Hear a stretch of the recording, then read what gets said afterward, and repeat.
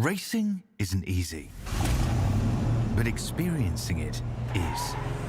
iRacing puts you in the driver's seat with the industry's leading sim racing game.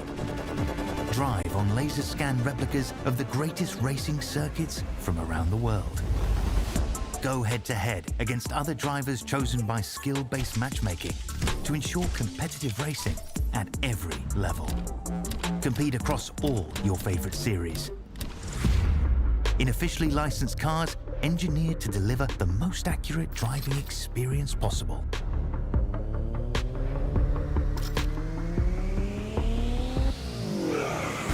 Join a race or host your own with players from across the globe. Race against the computer or in a league with friends. Feel the thrill behind the wheel. Visit iRacing.com.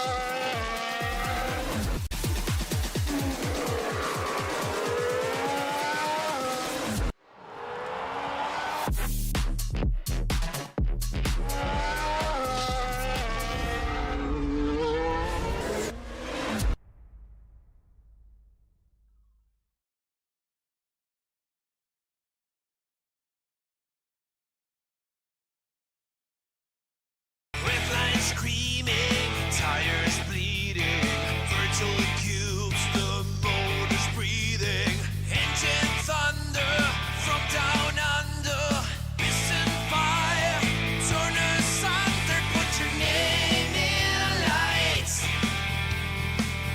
Oh, with the vets tonight, it's a 1,000 decibel supercar fight, burn this track to the ground with V8 sound. Racing's real, pedal down every pass you feel, step right up and place your bets. This is us, the V8 Vets. Put your name in lights, put your name in lights with the Vets tonight. It's a 1,000 decibel supercar fight, burn this track to the ground with V8 sound. Put your name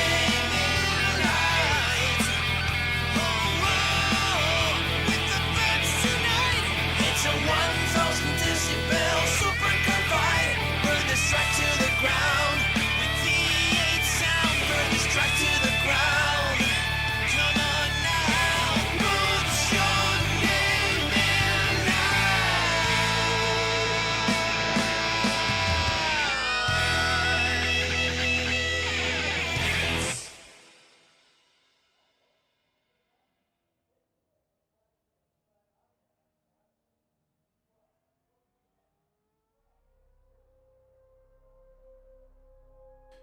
Good evening, good morning, good afternoon, ladies and gentlemen, and welcome back into the Racekraft Simulations V8 Veterans, and welcome back into fabulous Season 25 for Round 7 here this evening.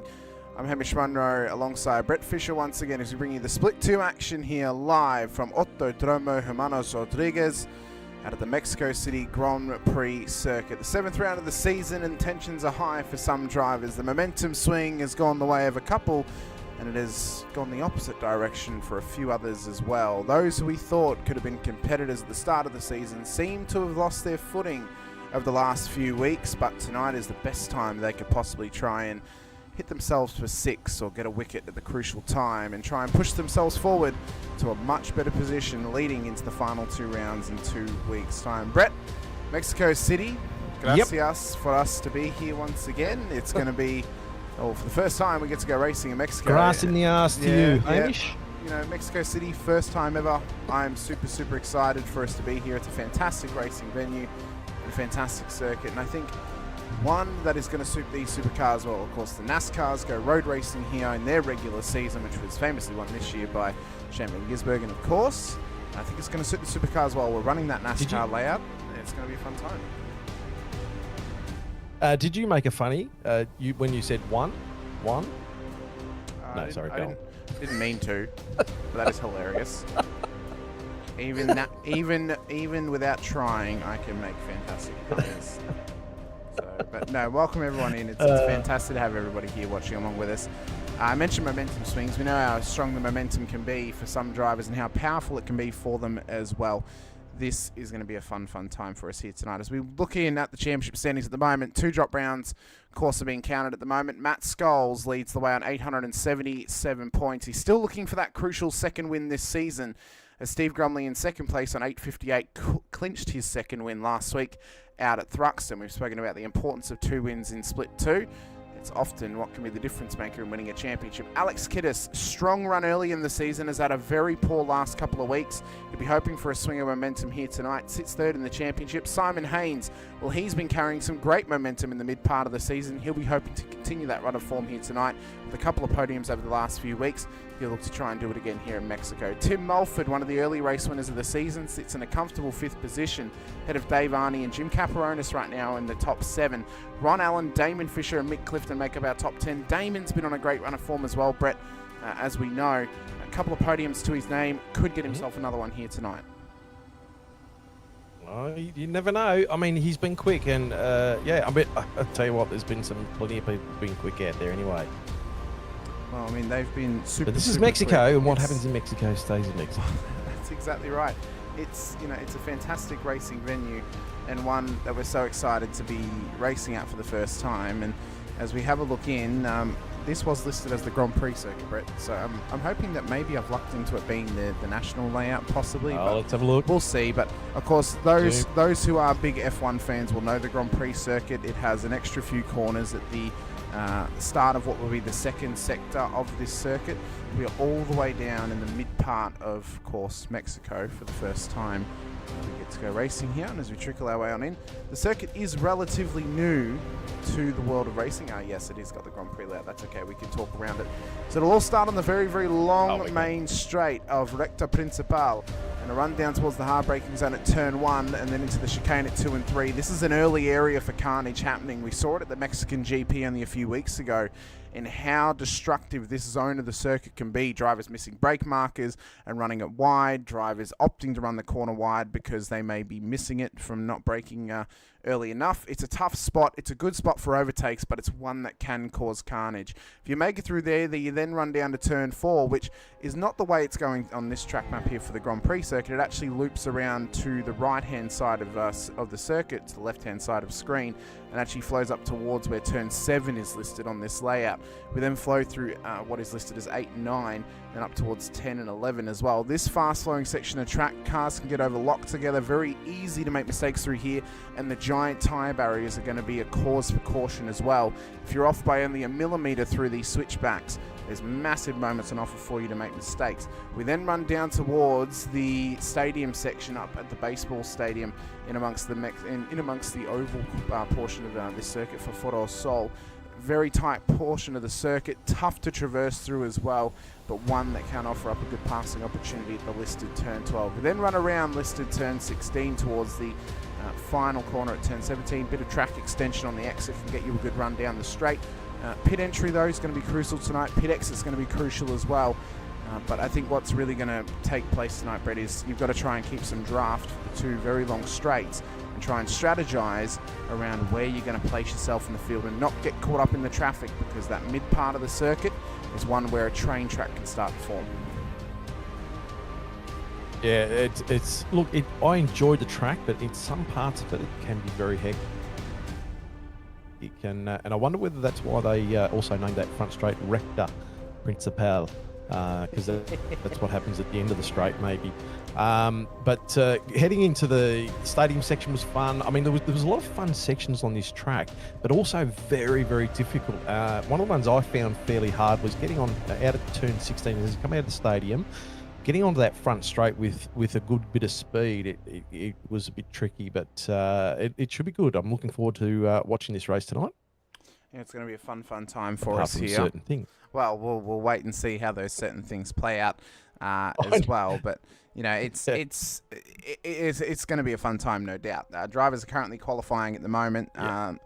I suppose that the beauty of having lone qualifying is we don't have any teams teaming up in qualifying to give tow to other drivers. It's all based on pure lap pace alone for each driver to try and get themselves up the front of the order, because I do think qualifying is actually going to be quite important tonight in where you actually get into it, because I have a feeling, Brett, that the early portion of this race is going to be very chaotic because it's a brand new circuit. It's one we've never raced at before, and under racing conditions, it's a completely different experience than when you're in practice or qualifying conditions, and that may catch a couple of drivers out, especially if they're going for moves too early and the tyre's a bit cold, the brain's a bit cold, and maybe they just displace themselves a little bit poorly in the early parts of the race. Yep. And the other thing I did notice too, you actually got a fairly decent tow for the first time this season. This, you know, like we don't normally get tows with these cars, but I actually did notice we're getting a reasonable tow at this track. So that's another interesting thing. Was it a big tow, a little tow, or a regular sized tow? And was there a nail on that tow as well, Brett? Probably about a middle toe. Yeah. It wasn't huge. It was sort of a medium. Sometimes got a bit sharp though, you know, so probably had a lanky nail on the end of it. But you know, get the trimmers out. You get what you get, and you don't get upset. Well, that's right. Exactly right. So you can only work with it so hard. We've got a heap of chats out there already, so welcome to everyone joining us here tonight as well. You're out there earlier hyping them up. Brett Rhiannon's out there with us too. Leo Henning is out there too. Big welcome to him in the chat. Jim Caparonis is with us as well. Hello, gentlemen. Let's get the show on the road. Well, we are indeed. The 47's out there too. Hello, veterans from the 101st, standing in for the 33rd and the 47th. Hope the troopers stay safe. Big shout out to the Southern Cross Racing. So we've had a new regime watching along with us from Ukraine. So it's good to see those guys still supporting us from all the way in Ukraine. Good luck, boys. Rhiannon in the chat saying, I have an inkling of where my 10-cent worst driver of the day shall go today. We'll have to wait and see who that I reckon may go I've to. got an inkling too. Quite possibly. Mark Houghton's out there with us as well. Damon Fisher too. Phil Manuel as well. And then at ORSMT5, not 100%. Oh, I think I know who that is, but I can't quite remember. They may need to remind me. But thank you all for joining us once again. I think it might be Ron Allen. Weird thing I found with the tow was you gained time, but you didn't really gain on the car in front. So yeah, I suppose that's that's the big thing about the tow around here, and how it can affect you throughout the race as well. Certainly can. Well, it's going to be a fun time throughout this race, obviously, Brett. But I think the amazing part is this is like an X factor this season. We get to race here for the first time, of course. Drivers get to experience it for the first time, but it's an unknown for us. We don't know exactly how the drivers and how the cars are actually going to react as they're driving around. And we don't quite know how they're going to... how the racing is going to be. We have no data to go off of, no stats to go off of in terms of what have previous performances looked like. Your brain would be working overtime to log all them in. I suppose the only thing I can really go off is, well, what's it been like when we've gone to previous tracks for the first time? And what's normally happened is, on most occasions, it is normally chaos early because it is a fresh track. It's a new track. They've never been there in racing conditions. And it's an unknown for everybody. And that's normally how it goes when we do head out to a fresh circuit. You can see Michael Quain here coming up through the S's at the back end, and you just saw a glimpse of those tyre barriers further back on the circuit. We might just ride on board. They are huge. We might just ride on board here with Matt Monday. I've done the mistake again of clicking the wrong suspension one.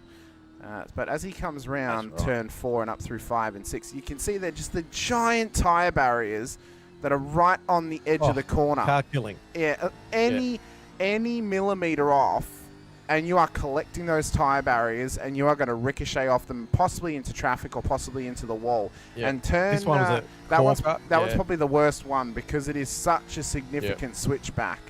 So that's going to be a major test this evening for majority of drivers as they run around. We are in the warm-up session at the moment. We've got a couple of moments before we get gridded up to go racing. It's going to be. And the other thing too is the off tracks are quite liberal in certain sections of the track, and to get a decent time, you had to actually use those off tracks. To the best of your ability. So. It's just another thing that we've got to look out for. Dave Barney just having a bit of a meeting with the grass there. Well, when you know he's out on track at the moment, Brett, it's yourself running around out there. Hey, look at that. Look at me go. How you can go here tonight, Brett, and if you can put something together here at Mexico. Yep. Well, we'll see. We'll see how we go. Whether it's tacos or whether it's or enchiladas. I don't know. Or enchiladas. Maybe a taquito, maybe a empanada, a burrito as well. Who knows? I think this race, Brett, is going to be like a bowl and arch. Who knows? A little bit of everything. Who knows?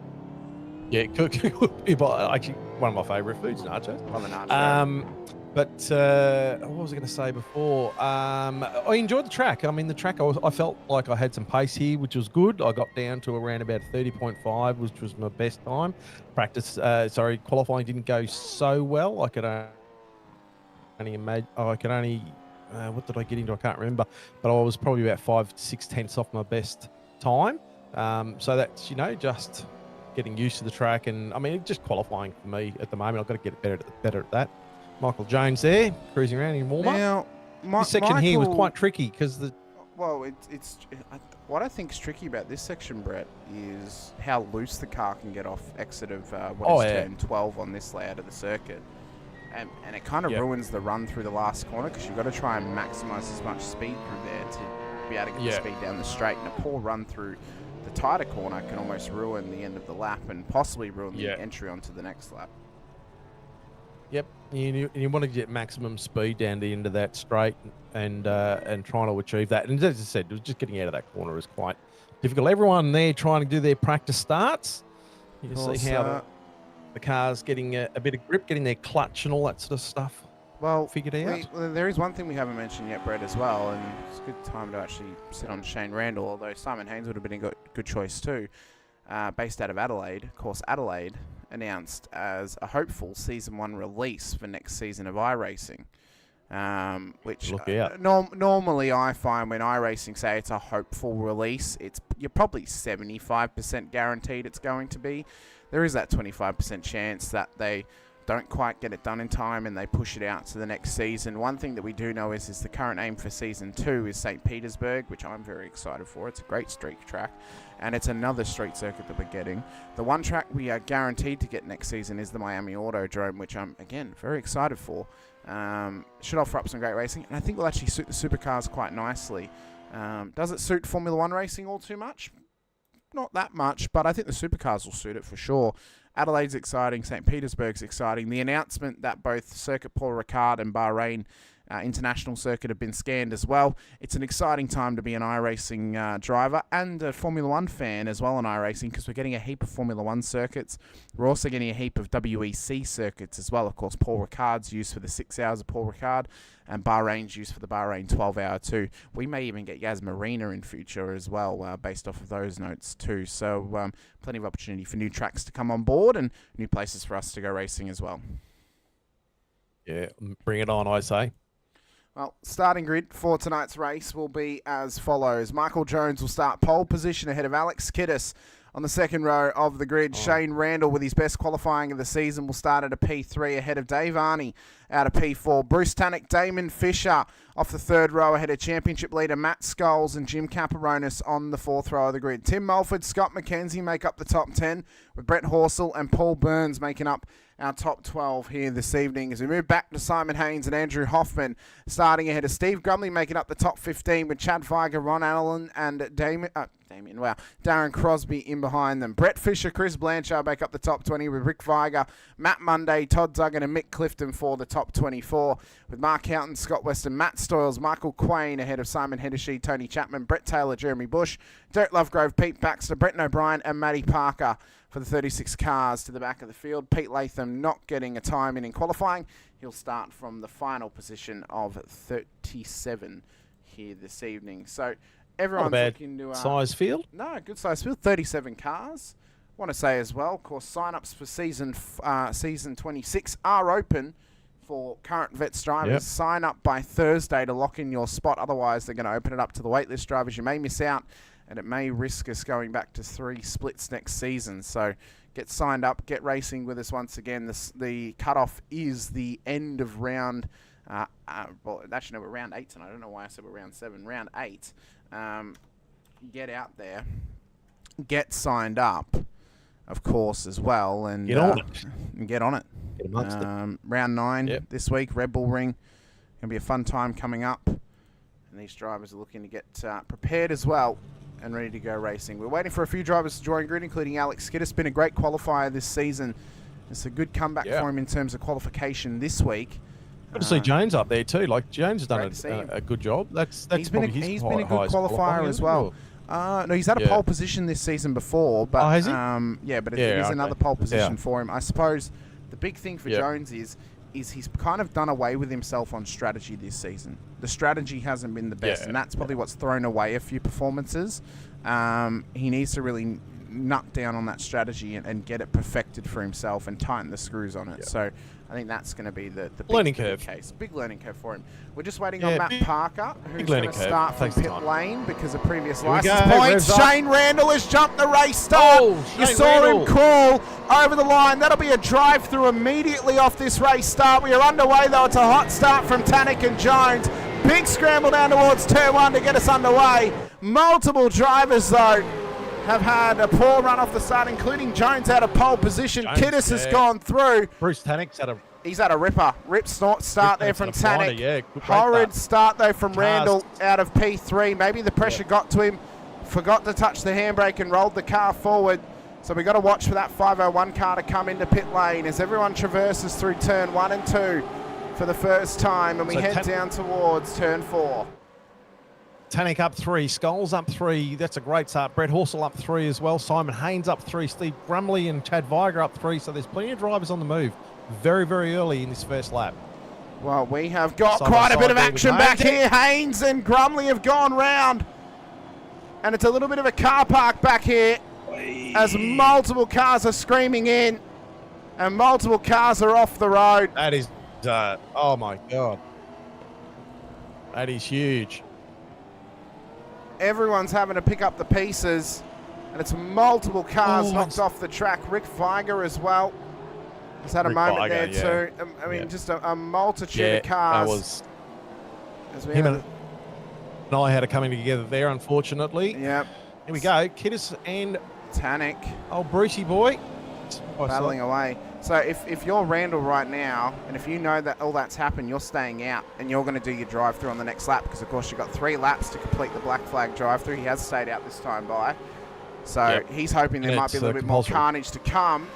As Grumley and Brett O'Brien have come together too, down at the entry into the stadium. Grumley's been in the wars. Wow. Very early. Would not be happy with that start. No, early wars. Kiddis still out in front. Alex Kiddis, Bruce Tannick, Michael Jones, and Matty Scholes all tucked into each other there.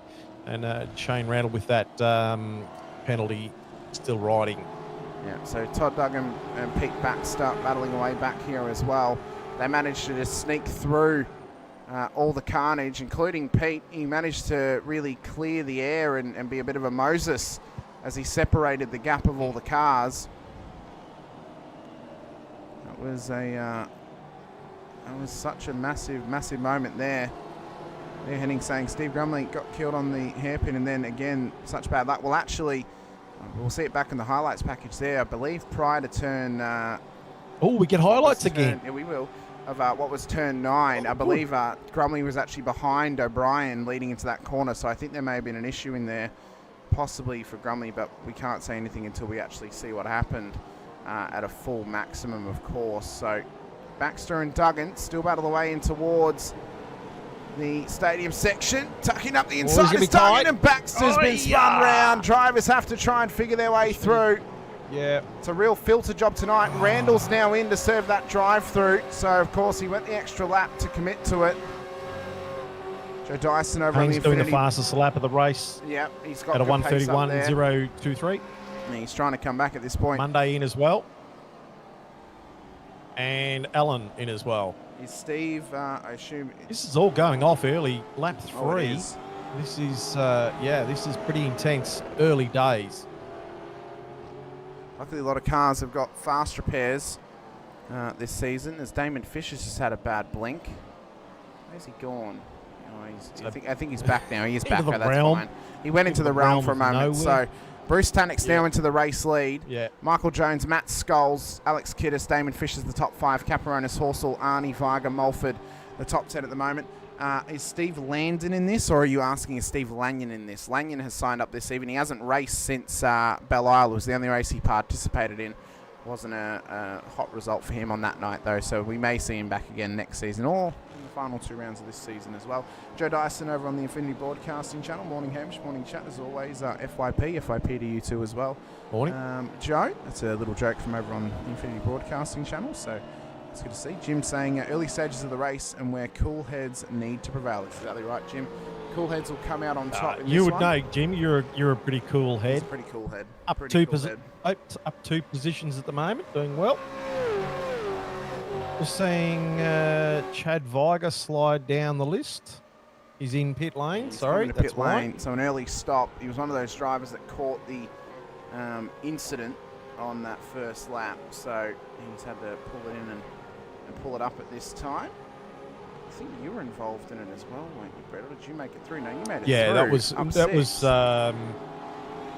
Yeah, that was Rick. I sort of unfortunately got at the back of Rick, but I just got through, went on the grass. We were side by side, and unfortunately later on I get a Well, yeah, I mean, you somehow made it through. You're in behind Hainsey at the moment as we run around turn 4.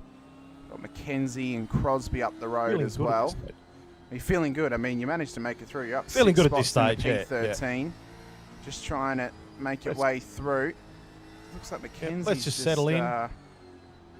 Just a little bit loose there for that moment, but he's okay. Oh, he's run it wide. Mackenzie's gone off.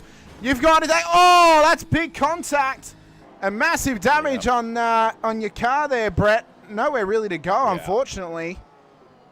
Mackenzie just losing it, and what he was going to. Yeah, it's a front left wheel that is just hanging on there, floating around. It really is floating. So yeah, massive damage to the car there early. I was actually feeling pretty good about the whole situation, and then I wasn't. Well, I'd assume you're going to be bringing it into pit lane here, Brett. You reckon? At this point, I mean, I'd have to assume, definitely. Surely. Well, look, you've entered pits. Yeah. Oh no, it hasn't gone very well. Oh, header sheet. Oh my God. Well, that's big damage early. Sorry, Simon, about that. Unfortunately, yeah. I mean, as you said, Brett, one of your wheels your was race goes off. from bad to worse, isn't it? I know. Yeah. Race goes from bad to worse. Well, that was probably lucky then you actually disappeared out of the realm, because as those cars were coming around, they could have easily collected you there, Brett. But that's a big moment. Oh no, back I was in front of them. I got past them. Okay, that's fine. That's fine. Yeah, poor old Simon Hedersheed just stuck there. Hedersheed parked up. This could be a safety car, so we got to watch for the front runners to come in. Good chance though for those who did get involved in the incident earlier. They would have already completed a CPS at this point because they came in after lap 1, and they can now come in. We're 2 laps away from critical, so if they'd save a lap under the safety car. They'd only have to save a lap for the rest of the race, but it's a long time to go on tyres. Might be better for them to go a lap longer, come in at lap 6, and that way they can get home on fuel. But I would assume we're going to be under safety car here because Simon has not moved, and he is parked right on the racing line. In fact, Tannick's in. Yeah, Jones stayed out. Late in. Oh my God, Michael Jones has stayed out. This could be a massive misplay from Michael Jones. Oh, no. So Michael Jones has stayed out. The race leader that's, and the faux pas, isn't safety car has been called. Wow. So Michael Jones has stayed out. Everyone else is in. They're able to take, obviously, a CPS here. That might have just cost Michael the race, Brett, honestly. Yeah, that's unfortunate. You know, like, he just didn't make the decision early enough, and he has to, if he's gonna come in, he's got to come in this lap. He has to come in this lap. Yeah, the safety car's not out there. Take the hit now, and yeah. I mean, he won't be so bad because he is still out there going at full speed because the safety car hasn't picked him up yet. So if he is going to come in, he could come in this time and be okay. Tony Chapman stayed out as well. So did Matt Parker. But the safety car's waiting to pick up the race leader, which is Michael Jones. So Michael needs to come in this lap. He needs to. If he stays out, he's going to get stuck behind the pace car, and then he's going to be trapped. So multiple cars have. This is really shaking things up now, like really shaking things up, and this could shake up the whole order of things in this race. So does he come in? He's not looking like is he staying out? Wide there. Oh, he stayed out. He's staying out. Oh, that's a mistake. That is such a mistake. That is a missed opportunity. Yeah, that's a real big missed opportunity there. Yeah, Michael, if you're watching this, if there's a safety car this early in the race, it doesn't matter if you're leading, you come in because everyone else has come in, and he's now lapping other cars, including Steve Grumley and what will be Alex Kiddis and Bruce Tannock because he hasn't been picked up by the safety car yet. Where is the safety car, actually? Where is Lucas? There he is. Okay, so Lucas has just picked him up. So Michael's now been picked up. Everyone's going to be able to go around again. What I would say is, Brett, if you're getting to go around again, come in again and take a bit of extra fuel because we're on critical lap right now. Yeah. You know, you pit it on lap 5, come in now, take some fuel, hop back out again. You don't need to pit for the rest of the race. Although, what's your tyre deck going to be like after, so many laps? So it's going to be pretty horrible, I would argue, Brett. Your tyre deck's going to be pretty horrible. Yeah. O'Brien's in. Yeah. On his lap 6. So he'll save a lap. He still needs another stop, obviously, but he'll drop a couple of spots here. But it won't be too bad of a loss because of how slow the train's going. So there is some contamination, though. Quite a few cars are a lap down on Michael, and actually between him and P2, so they'll get a wave around.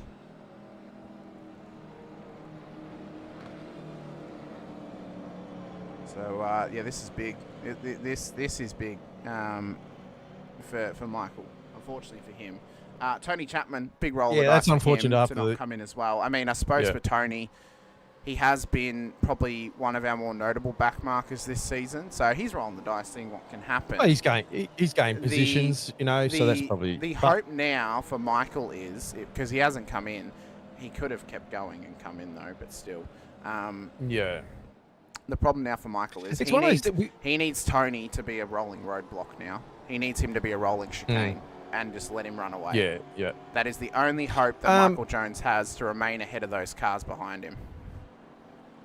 And one of the things we talk about and have talked about previously, Hamish, is that pit strats and things like that, when you're doing it all on your own, things like that, sometimes, you don't pick up these, little things until it's too late or whatever it is.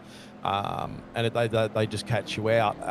And then it's also a learning curve, things you can note to get better at over time, even sort of when you look at some of the other guys when they start in fuel save, poor old Simon Hedersheet's still stuck there, unfortunately.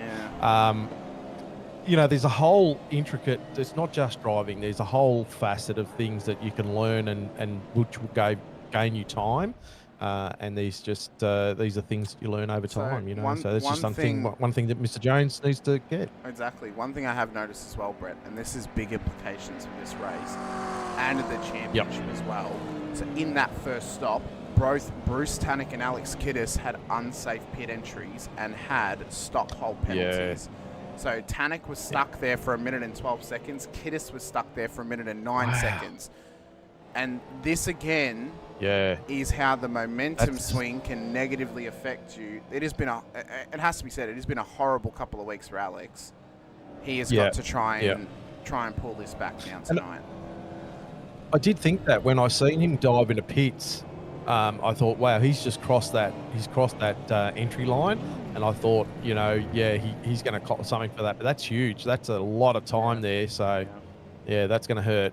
You know, that's hurt him. yeah. I mean, it's kind of like the Jones thing, but in reverse. You know, like, you know what I mean? Well, I mean, it's a very costly. Let's think about how this has helped some other drivers, right? So Simon Haynes, who was involved in that early incident on lap 1, he's obviously gotten a free pit stop out of this. He's taken a fair amount of fuel. He could be good here to try and make a good gain up the order. Yeah. It's helped Damon Fisher, Pit who's now stop the 31 race order too. But yeah, 31.44 for Haynes. 31.44 for Haynes. Yeah. Long pit Damon stop. only Short pit stop. 18.45. Yeah, short. So he'll actually give up some time in his next stop, namely to Matt Scholes, because Matt took a 10-second longer stop than him and he's still P2. So realistically, when all of the pit stops come together and everything equalises, Matt will be the race leader, as if they were to stay how they currently are. Darren Crosby, P3, corrected P3, won't remain P3 after the next pit stop because it was a 19-second stop for him. Horsell and Arnie took a regular split, so did Caparonis. The first car we get to that took an extensive amount of fuel, obviously, is Tim Mulford, 30.49 seconds. Haynes was 31.44. The next car we get to with a significant amount, Matt Monday, 35.48. He pitted on lap 2. Didn't elect to come in under this safety car, so he's taken the track position instead of taking the strategy position. Mark Houghton, 36.42. Bush, 30.75. Then the next ones we get to, Shane Randall, 33.55. We saw him jump the start earlier, took his drive-through penalty. He's only all the way back. He's only back in 19th, actually, so he could still get a good gain out of this and get a solid result after such an early mistake. So this is salvageable. Yeah, the safety for cars helped him. Yeah, the safety cars helped him for sure. But isn't it interesting to see that mix of pit times, apart from Bruce Tannick and Alex Kiddis, which were other induced than just a straight stop. Yeah. But isn't it interesting to see the varying amount of time that people have picked up on there? You know, like so. You know, people like, would you take more than half of what your allocated fuel load would be for the race, considering that it's a free kick, or do you know what I mean? I mean, that's, I think it depends. What's your strat? So what it comes down to for me is how easily can the field gap? How likely are we to get another safety car as well? So if the field's if you are significantly faster than the cars ahead of you, and maybe you've qualified poorly, but you have good pace, you've just had a bad qualifying. Say you qualified in P27 where Bruce Tannick is. You maybe take a shorter field, get track position, push on, build up some gap, take the longer stop later. So your both time strategies, time in your pits. Yeah, time in your pits can be very important when taking track position, obviously in a safety car scenario. So for my mindset, it is with a safety car, I would take more fuel because you're getting it for free. The whole field's going to stay condensed. You're not actually going to give up any track time, more apart from the positioning. When it's under green flag, that's one of my school of thought. When it's under green flag, I would take track positioning over fuel strategy. So if we don't get a safety car and we pit early, take less fuel, take the track position, keep the light car, push on and do some good laps. So those are the two sort of opposite ends of the strategy.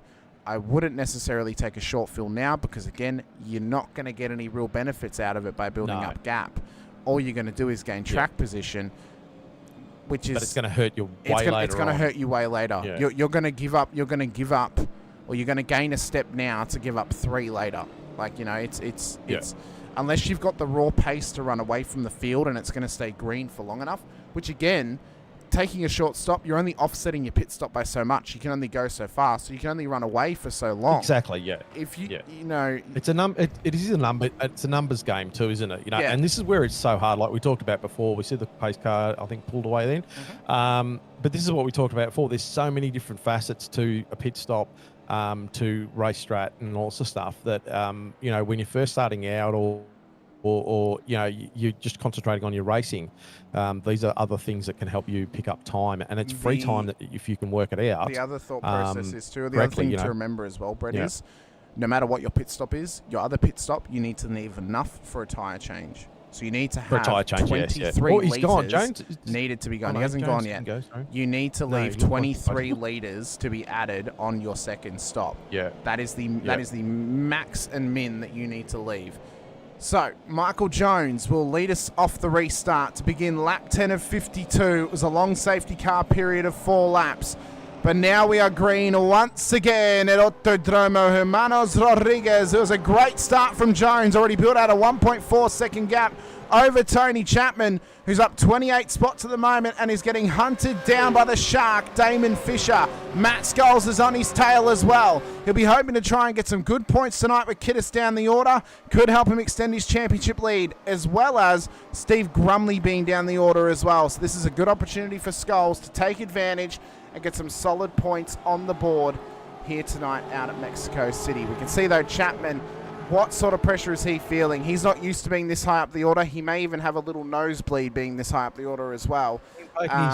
Damon just having a look on the inside there. He might get this move done early, which is good. He's going to release him if he can get it done. Fair play to Tony. Nice fair play fight. to Tony. He's not over defending this. He is just letting them have it. No. He is just trying to survive up here. Smart. Yep. So he's taking a dice roll to try and survive, but how much can he survive with Crosby breathing down the back of his neck? He is getting the sword put to him at the moment up here, and he's really thrown himself in at the deep end as Chapman, but you know what? Pressure can create diamonds, and this could be something to fill Chapman with some confidence and give him an experience that he hasn't quite had yet this season, and that's running in a pack at the top end of town. And Crosby want to get this move done as quick as he can too here, because Tony's probably just holding him up a little bit, and he wouldn't want Scholes to get too far ahead. Otherwise, he's going to lose that, which is sort of happening now. He's about, where is he? He's about 1.5 plus 5, so nearly 2 seconds back. So he's losing out, being stuck by Tony here, but it is what it is. Now these two, Scholes and Damon, are flying. Yeah, top 3 getting a good game. This is good for Fisher, actually, seeing as he took that shorter stop. The longer that those pack of cars are held behind Chapman, the better this is going to work out for him.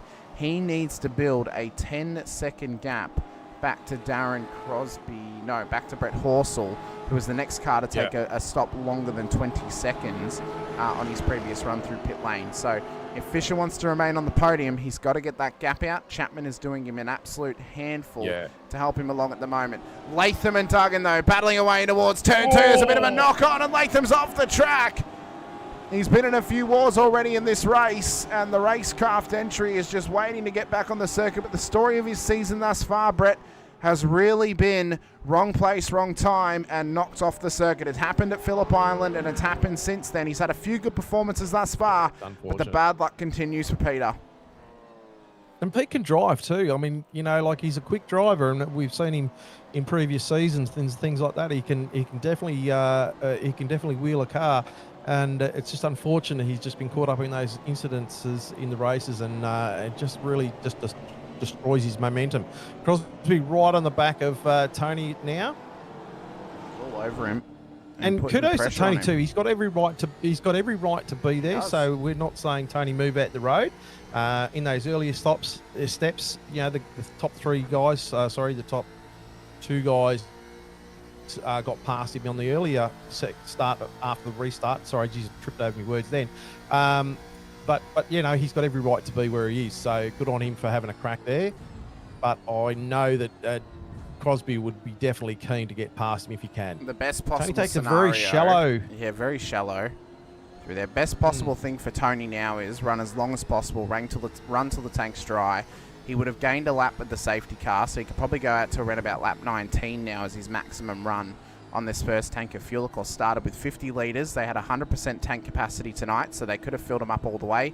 Only needed about 100 litres to get the car home, though, as a fill amount across the 2 stops. So he can get out to lap 19, come in, put a good amount of fuel in. Probably, I would say, Brett, actually, do a long stop. Put yourself in a bit of clean air, push on, and then do the short stop later. You might get some free gains from cars having a bit of war across the race length. And we just see Tony there. I was just watching Tony in front of Crosby then, not quite utilising all of the track as everyone else has been, and it might be just something that he needs to look at to try and maximize, new word, maximize getting as much speed out of that car as possible.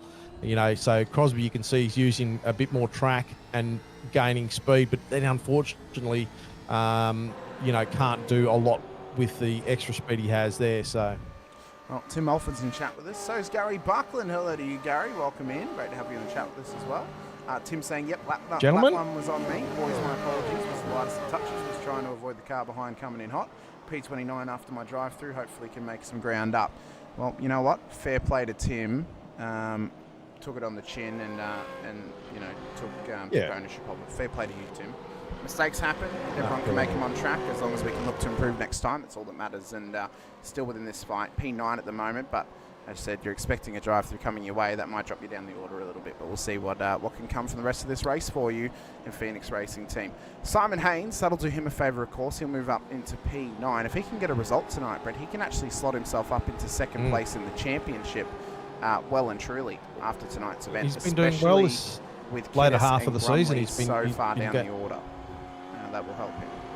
Yeah, well, look, like what you talked about before, you know, of drivers losing momentum, I think Simon Haynes is one of those drivers that is actually just gaining momentum. So, you know, it'll be interesting to see where he finishes tonight. So Damon is about 2.5 seconds off the back of Jones at the moment, but we know that's going to, Jones will sort of do something there. Oh, we've got a bit of a Dave Arney and... bit of a domino drop here. So one came past, that was Crosby, past Chapman, and all of them are now come past him as well. Mulford's in for that drive-through, so he'll traverse through pit lane. This will drop him down the order a little bit. So Chapo's now under hunt here from Simon Haynes. So about 4 or 5 cars got past him through the stadium. But he's doing well. He's keeping the car clean. Doesn't matter that they're getting past him. That's okay. He could find himself in a good position by keeping himself out of the fight, as there's been something that's happened down at the stadium. And how has this happened, Brett? Yourself, Chad Viger, and Simon Heddersheed all across the track. Oh, it's not your night tonight, is it, Brett? And have a look at that car. Oh, destroyed. No, not at all. We went through pits and we went through the stadium, and unfortunately, things happened. And my car's destroyed for the second time. So anyway, is Chad going to give you a push? I had a bit of a problem there with the. No, got going again. Yeah. Oh, that's a shame, Brett. Hopefully you can... No, it was, and that was, I think, about a 10-minute repair. So that was the end of my race, I think. Yeah. No. So anyway, Bruce it is what it is, and you... well, you got to move on and just try and get back out there, fight back, and see what points you can get. Try and make 75% of the race. Michael Quain, Dave Harney in the chat with us as well. Yep. Hello to you guys. Welcome in. Jim Caprone is saying, I wonder if anybody is going to hit the off-track limit tonight. Quite possibly, Jim, after all the chaos so early in the race. I'd say there's a pretty high possibility we could see some iRacing black flags for overtaking the incident limit here this evening. Well, I know I was at 14 points just coming into the pit lane just then after my two things. And also I had a 10-minute repair. And while I was in pits, I got a black flag drive-through for that earlier incident, so that just put extra mustard on the hot dog, as they say. But anyway, let's move on. So Jones still out in front, Damon still in second spot at the moment, 2.4, 2.5 behind. Scholes is about 2.1 seconds off Damon, so there's a little bit of a gap there developed at the front there. And then we can get back to Skull. And then Darren Crosby up 14 spots. He's doing great there. Brett Horsell up 6 spots. Dave Arney -2. Jim Caparonis, nice to see him sort of have another crack in the top 10 at the moment. He's only up 1 spot. Simon Haynes up 5 spots. As we're talking about, Tony Chapman up 21 spots, but he's still hanging out there, which is great. Andrew Hoffman, haven't spoken about him for a little while, up 4 spots. Michael Quain up 17 spots in 11th spot. Ron Allen in 12th at the moment, up 5 spots. Matty Monday +9 in 13th. Mark Houghton up 11 in 14th. Jeremy Bush up 17. We'll keep scrolling down, and then we go to Matthew Stoyles up 11, and then we get to Paul Burns in the minuses. So, and then Shane Randall 15 down. But so that's some good gainers in that in the race so far, but there has been some major incidents, especially with that earlier one. Paul Burns in. I think this may be a drive-through here, Brett, possibly. Paul Burns having to come through pit lane. We'll keep an eye on this. So that's given a free position to a couple of drivers now, namely Shane Randall, who we mentioned was down 14 tonight. Started P3, had the jump start. Trying to recover his race. He's taking the big field early as Burns is going to finish this drive-through and come back out in P26. Oh, P28 now, P29, P30, P31. I think it'll end about P31 he'll come out, so he'll try and reset himself. But yeah, Shane trying to come back from that early moment in the race. It's so hard when you make a mistake like that, isn't it, Brett? It can really get to you. And to push on for the rest of the race, that can really begin to play on your mind. But isn't it funny, though, how sometimes early errors, I mean, look, if you're going to make a mistake, make it early.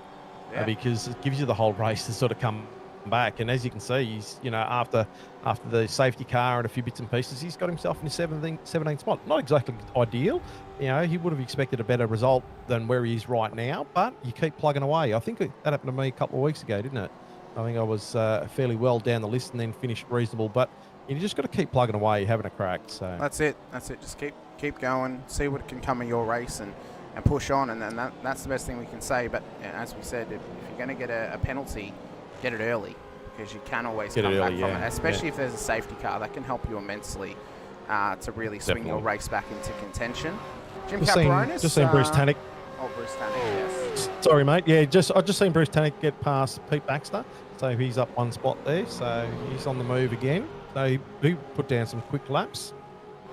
He's just trying to move on. He'd be one to watch out. 132.67 the last lap. So he's outpacing the immediate cars around him, including Clifton, as Tony Chapman's being put under massive pressure back here. There's a bit of contact with Quain. Whoa. And Ron Allen will look to take advantage. He did get out of it. Fair play to Quain. The contact was made. He backed right out of it. So trying to fight another day, it seems. Free card, that one. Oh, yeah. That could have been a lot worse than what it was, especially with the trailing drivers there too. So that could have been all sorts of nasty. Quainey just on the outside of Ron Allen there. Is it Ron Allen? Yeah, it is Ron Allen. And Ron's done well up 6 at the moment. He's doing a good effort up to P11 in this race. Quainey's up 16 into P12 as well. Of course, Ron pitted on lap 2 after that immediate incident on lap 1. So he's actually had a good gain from that.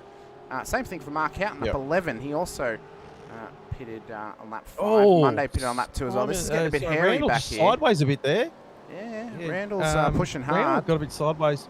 But now he's catching this pack. We may see Randall come in early here and take an undercut, because he doesn't want to get held up by this battle pack if he can help it. So we'll have to keep an eye on Randall.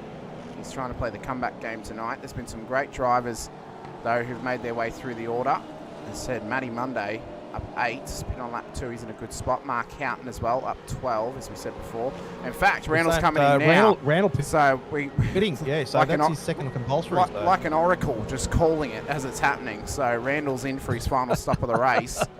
He took a big stop earlier, so this will be a short one. And I would say it's probably enough fuel to cover tyres, so probably only a 10-second stop. Come on, be careful of the pit exit there, Mr. Viger. Oh my God, that was tight. Woo.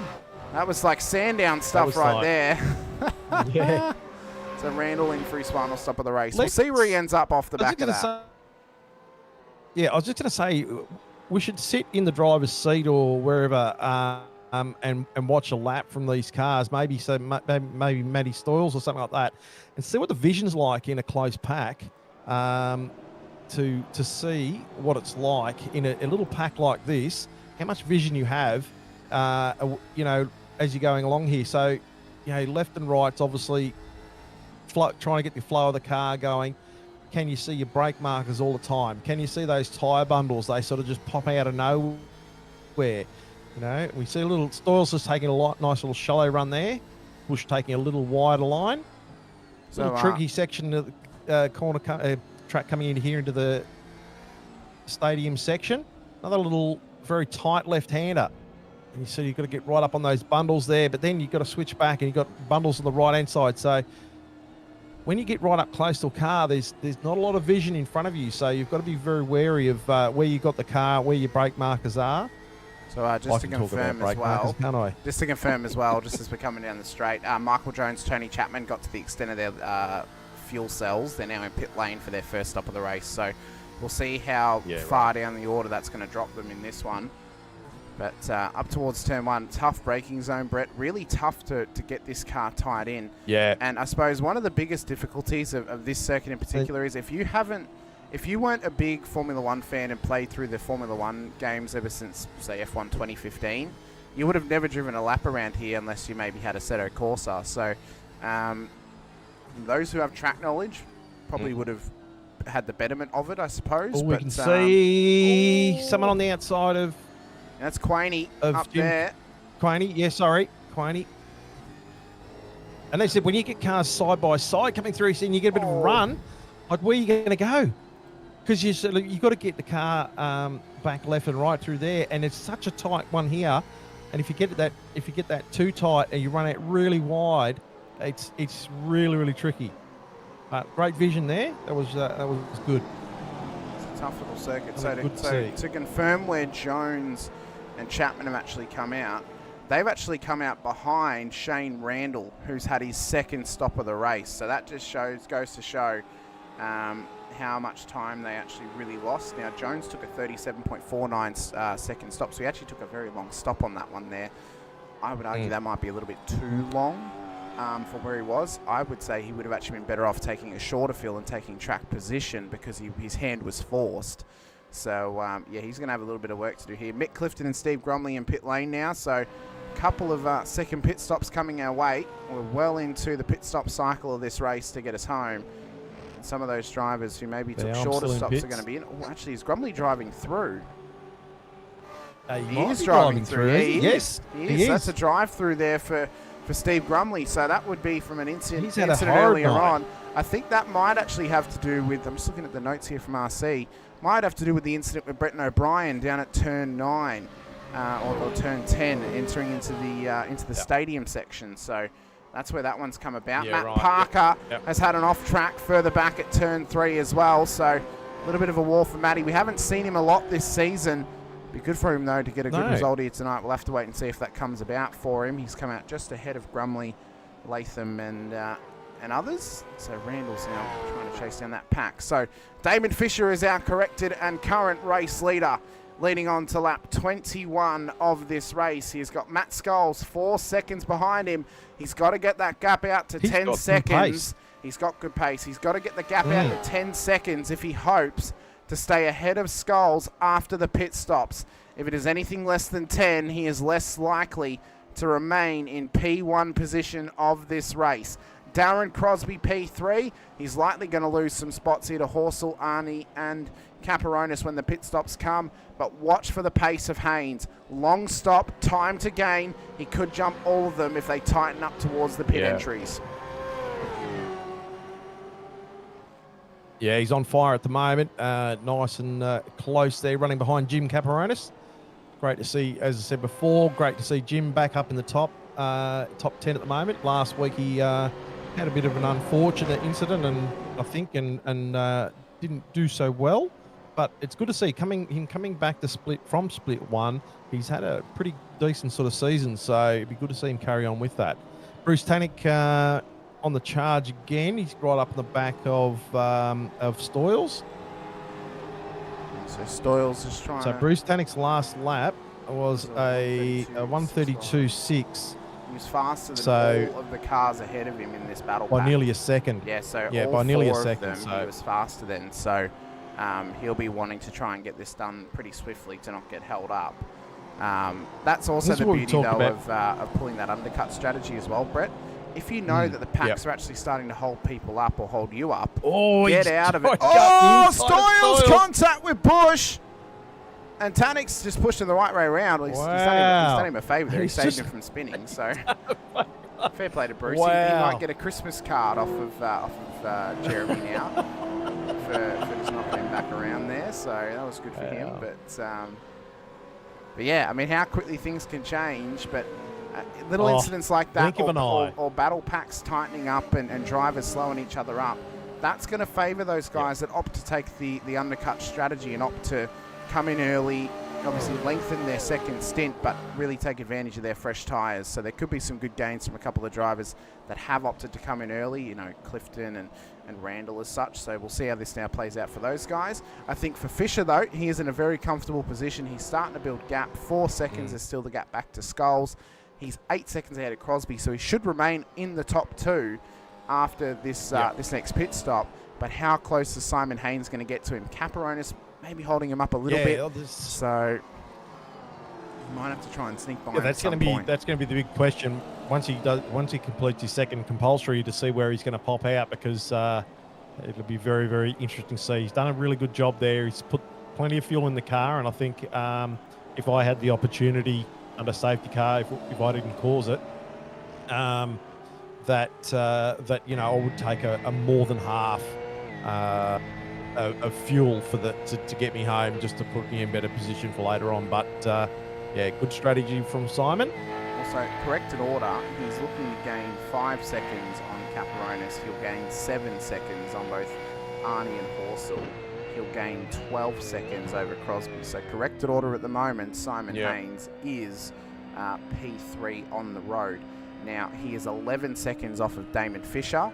He's going to gain 13 seconds on Fisher in the stop. So Fisher has got to hope that Caperonis holds up Haynes. Otherwise, Haynes will jump in with the pit run. And I mean, Damon's out to about 4.5 seconds now. So he's got, buddy, he's doing well. He's got some pace in that car. His last lap was a 31.6. So 31.6, Matty Skulls 31.8. So there's 2 tenths there. Darren Crosby 31.8. So it's another 2 tenths there. So definitely got some pace. The next one down that's is equally as fast as Damon is Jim Caperonis with a 31.66 his last lap, and then Simon Haynes with a 31.68.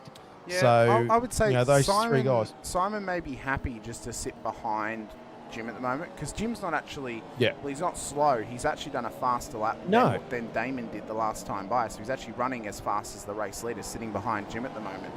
The issue then becomes when they catch up to Arnie, Horsell and Crosby, are they going to drop off lap time, and is that going to affect them at, you know, at a big level? The question then becomes, well, which drivers are going to be obviously being affected by this positioning of cars? We mentioned how being in battle packs can slow you up. Right now, the big gainer out of all this for the championship is Matt Skulls. P2, up 5 spots. We look at his closest competitors in the championship. Steve Grumley's stuck in a battle pack and is well down the order. It's at the moment, you would argue, without a mistake from Matt. He's had a tough night. Yeah, without a mistake from Matt, Steve isn't likely going to catch him just based on trying to fight through the traffic. It's a tough track to make overtakes at. You've got to try and open the door for yourself. The other is Alex Kiddis, who's down in P17, who has been on the wrong end of the momentum the last few weeks. He's looking for a move here on Rick Weiger. So he's trying to fight his way back through the field, but you know, lap 24 of 52. Tough spot there. Yeah, again, tough section of track to make a pass through there. It really is, really is. So for Alex, you're probably better to get. This is probably better to sort of hang back a touch in that section of the track to get a good exit out of here. If you're Alex, rather than if you're Alex and you've already lost time in your first pit stop, at this point, why would you not come in maybe and try and do a little undercut? Get out of the battle pack. Yourself, get into the clean air. We saw it work pretty well for him at Sandown before, unfortunately, his engine blew. It worked out quite well for him at Sandown. So I think for Alex, the best strategy now is get yourself out of the battle pack, come in, take your fuel, get into some clean air, and push on, because we wouldn't be too far away from guys like Skulls and co coming into pit lane, and these guys are getting feisty ahead of him. So he's actually in a. Because Alex is quick. He's very quick. Alex is quick. We know he's quick. You know, so. You know, and look, this is. I was just going to say before. You know, this is another nuance of the racing is know the people you're racing around. You know, and this is what we were saying before with Simon Haynes running with Jim Caperonis in front of him. He knows that Jim's a fast driver. You know, so he's not going to hold him up too much unless he feels that you know, they catch that pack and they need to sort of release themselves somehow. So it's the same thing for Kiddis. You know, if he's got another pit stop up his sleeve, make that happen. You might have to run your tyres a little bit longer. We're getting close to half race. So release yourself, get yourself into some fresh air, hopefully, and just put the hammer down. Yeah, get out of the melee. Exactly. Put yourself in a possible position where the dice roll can pay off for you. it's paying off at the moment for Crosby, Horsell and Arnie. Corrected order, they are still situated in the top 10 post-second pit stop. Same can be said for Jim Caperonis as well. So these guys are all sitting in a hot spot. They've got the ticket at the moment. Andrew Hoffman, corrected order. I think at this stage he's possibly at risk of dropping out of the top 10 actually, because he is not 10 seconds ahead of Mark Houghton and Matt Monday, who did 10-second longer pit stops than him on the first run round. So he may drop out to about P11 after this next stop. So. Oh, look who's with him. I'm back out on track again. You are, Brett. That's You're a bit back of out on track. Novelty. Yeah. So at the moment, if Hoffy were to pit right now, actually where it would place him, this is important to mention because there is a driver out there who has done there's two drivers out there who've done 2 stops, although one of them stopped a lap too early. They may need to come in again. Matt Parker, who pitted on lap 2 and lap 6, and Shane Randall, who pitted on lap 5 and lap 17. So Hoffman is actually projected to come out of pit lane behind both of them. So there could be good gains here for some of those drivers who've pitted early and have opted to take the undercut strategy here tonight. It's funny. Look at that different line. I mean, Jim Caperonis and what am I? Lost my brain there for a second. Jim Caperonis and got a bit loose there off of. I think that was that turn. That was turn 6. He got a bit loose off them, but he's pushing on. But Capper and Hainsey have got great pace at the moment, Brett. They're doing real well. Yeah. Well, is Jim feeling a bit of a threat from Simon, taking a little bit of defensive line there? Well, we've had Mr. Reeksy in the chat with us, saying hearing only 3 splits next season. So yeah, O'Brien and Caperonis in split 1, which is a more than likelihood for the both of them. Brett, they could end up back in split 1. We spoke about it pre-race, the opportunity that if they were to go back to 3 splits, how that could reshape the entire order of things. Yeah. What it would mean is a lot more drivers in split 2 would probably actually go back to split 1. He's got that move done. Yep, he looks to get Sorry, mate. Yeah, he's through there. No, that's all right. No, you're right. It's going to be there from Arnie. So, yeah, it could mean that actually we lose more drivers out of split 2 to go back to split 1 who've previously been there, plus the top 5 at the end of the season. So we could see guys like Caperonis or Tanek, maybe even Steve Grumley, for example, actually return to split 1 without even finishing in the top 5. It could even mean that Kiddis, who's had really good pace, could still go up even if he doesn't finish in the top 5 this season based on his pace alone. Yeah. And as we talk about the pub test, so like he still hasn't released himself. He's still sitting behind Rick Viger here and Stoyles and Bush. So it's interesting play there. Nearly lap 27 of 52 at the moment. So up in front, Damien Fisher fluctuating between, he got down to about 4 seconds. Oh, bit of a challenge here. We saw the remnants of a contact earlier on, possibly with Grumley and O'Brien. That's based on notes alone, just from race control. And these guys are back together again, battling away with Paul Burns. That's another driver who could go back to split 1. Grumley's got that done. Grumley has gotten through. So now the issue now is we mentioned guys like Randall and Parker before have taken their 2 stops. The problem now is if they get held up by this battle pack. So they need these guys to start coming in and pitting, otherwise their advantage of the undercut's going to go away. And of course, they're also dealing with the lap traffic of Chad Viger back here as well. So they've got to try and get by him pretty swiftly if they can, just to limit any time lost at this point. Michael Jones too, so he's actually in order with these guys. He's only done 1 stop. He pitted on lap 18. Didn't Randall on the safety inside car. of Inside goes Randall. Good move there. Nice little move there. So now he'll try and get past Viger under the blue flags. We're running it wide. It's not going to help him. Wide. That's going to slow him up on exit. Mark having another look on the inside. And can he get something done with that? He's got a bit of pace through that corner. Looks like Jones is coming in for his pits too. Yep, so Jones is in for his 2nd stop. He's going to try and undercut those guys a little bit, but realistically the damage is done for his race because of the strategy mishap for him with the safety car coming out. So he's now in. Parker and Randall are still battling back here. There's plenty of guys who are battling away all throughout this field. We're lap 28 of 52. You can see as well there's still a tightening battle pack further up the road as well. 2 and 3. Yeah, just look, it's tightening up. It's tightening up the front end there too with, I can't see it quite clearly. So Crosby, Arnie, Horsell, Caperonis and Haynes. That's becoming a very big battle pack there. So Randall's finally got that job So done. Randall got past him He this did. time. Yep. Oh, there's a heating up battle here between Kiddis and Viger. This is all for P16 on the road as they run through the stadium section. Plenty of room given there. That's a very tight section of track, as Very I know. tight section. So Kiddis has got that job done and is stuck by Rick Viger. So he's now going to try and focus on getting back into the top 15 if he can. Ron Allen just going past Hoffman at this point. So they shuffled positions 8 and 9.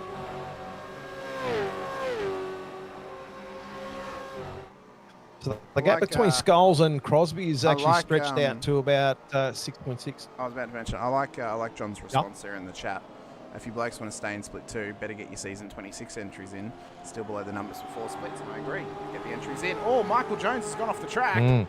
Oh, and Michael Jones' car is completely destroyed. Oh, my God. So the dominoes in the house of cards have fallen here for Michael Jones. It's unfortunate for him. Matty Parker's in the pit lane. Take another stop to get this car home. Cold tyres, I reckon. Yeah, I think so. That'd be cold tyres, not coming up to temperature and just pushing him under that little bit too much. So Damon's pressure. in. He's anticipating a safety car. Matt Scholes is staying out for another lap. Safety car's not been called yet, though. No. So Fisher's But it's probably not bad. Crosby, I mean, it's, Arnie, Horsell, Caperonis, Haynes, they're all in as well. Yep. So pit lane is lighting up. There's the pace car. They're reacting to nothing. Well, they but are. they're reacting. They're reacting. They're reacting at the onus of a possibility of a safety car coming in. This isn't a bad time to pit. He's about halfway through the race. So if the safety car is called, they will get some advantage out of it. But if it's not, they're not really giving up too much either. So every top running car is in except for Matt Scholes, who has stayed out on the track. Alex Kiddis has had a moment down at the pit entry. Mulford's down there too. See Mulford as well. Yeah, we're going to get a lot of highlights, I'd say, tonight, Brett, of incidents that have happened. So Kiddis now into pit lane. Half an hour. So Fisher half an hour replay. Fisher has just exited, and Haynes did jump him. Haynes is in front. So he never got the gap that he was about a 2-second off the gap that he needed to stay ahead of Haynes. So Haynes is now corrected P2 on the road. Matt Scholes is staying out there. There's no safety car that's been called just yet. So everyone is battling away for position. And there's that move we spoke about earlier, Brett. So Hoffy has ended up coming out behind Randall now. So that was the gain for Randall. O'Brien has done 2 stops. He pitted on 6 and 7, but that was under the same safety car, so he'll need another stop to get home.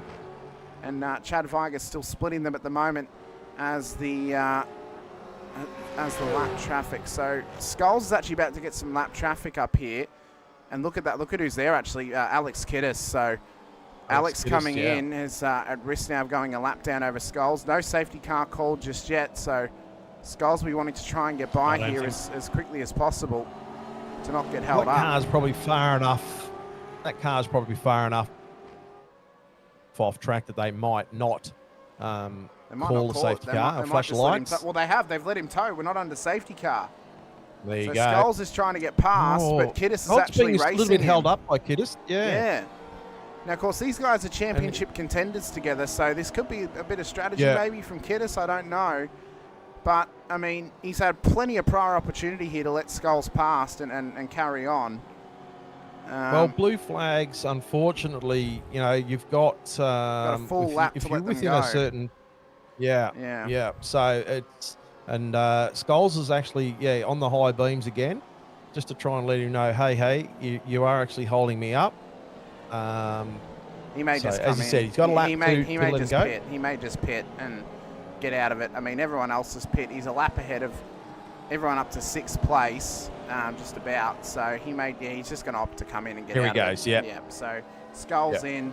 So we'll see now where he comes out in comparison to Haynes and Fisher, because these guys are the corrected podium at the moment, based upon the time that was going to be gained for them in the stop. Mark Houghton could actually get a solid performance here tonight as well, Brett. I failed to mention that. 36-second stop on the last time round. He's about 15 seconds, 10 seconds ahead of Simon Haynes. So he may actually end up in a pretty solid position. Could end up in the top 5 after this next stop. So we'll see what There you happens go. when Mark comes in. I think he's going to stay out this time. He is indeed. So Mark stays out. There's Matt Stoyles as well.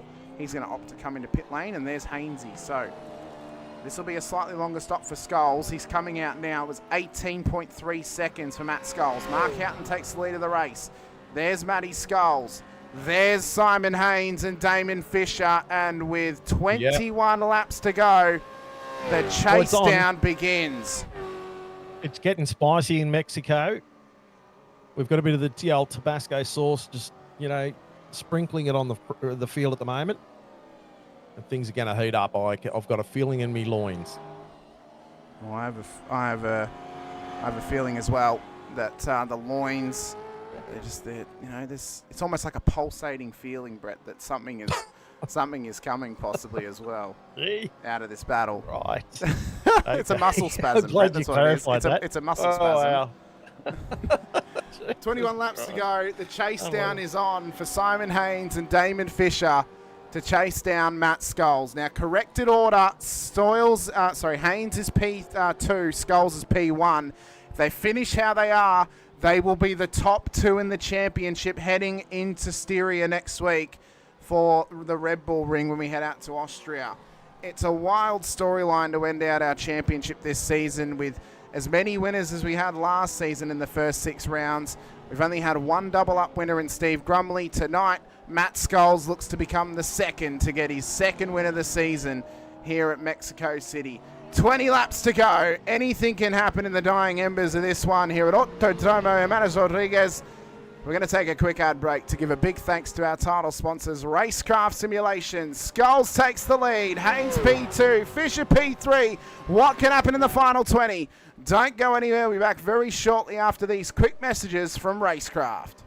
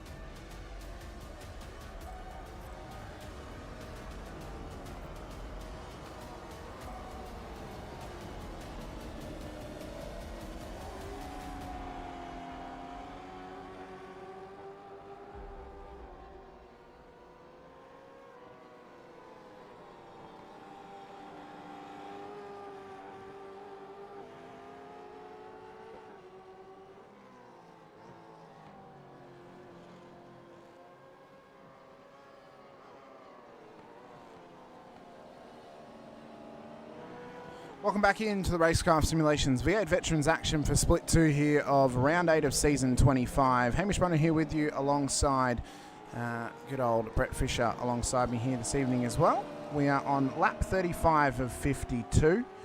And we are into the dying embers of this race. The chase down for the race lead is on. Strategies are coming together. Namely, the one that has probably saved a race is Shane Randall's strategy in pit lane, Brett. It's gotten him back up into the top 10. Corrected order, he'll be P8 because Brenton O'Brien will need another pit stop for his CPSs to be counted as he pitted twice under the same safety car period.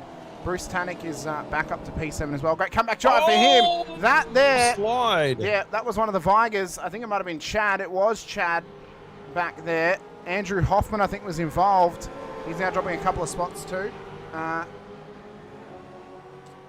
is what it is.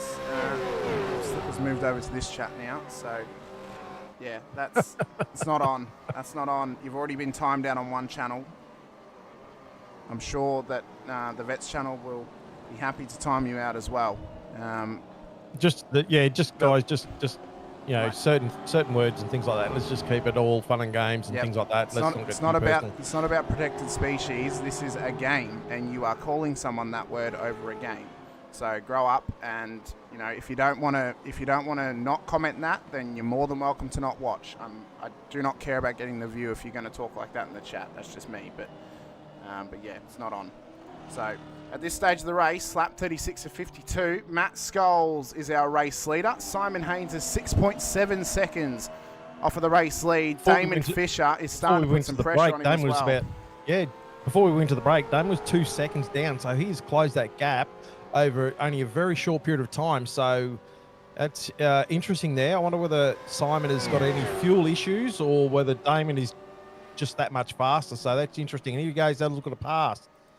And looks like he's got that done. Yeah, so Simon playing the smart game. Let him have it there. Save the tyres. Save your race. Still plenty of racing still to come.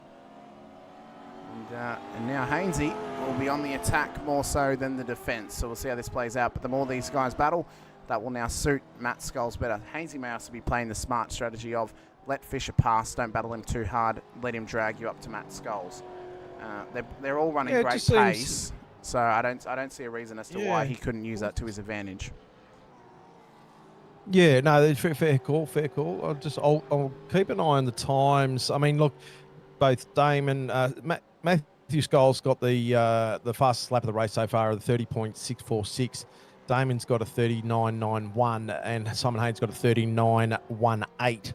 So fairly relative times between those two guys there. The last lap's around with a 31.857 for Damon, and for Simon Haynes a 32.088. So I'll just keep an eye on those times and see whether they fall a little bit, and see whether there is a fueling issue or anything like that there. Still 37 laps. Yeah. 37 laps of 52.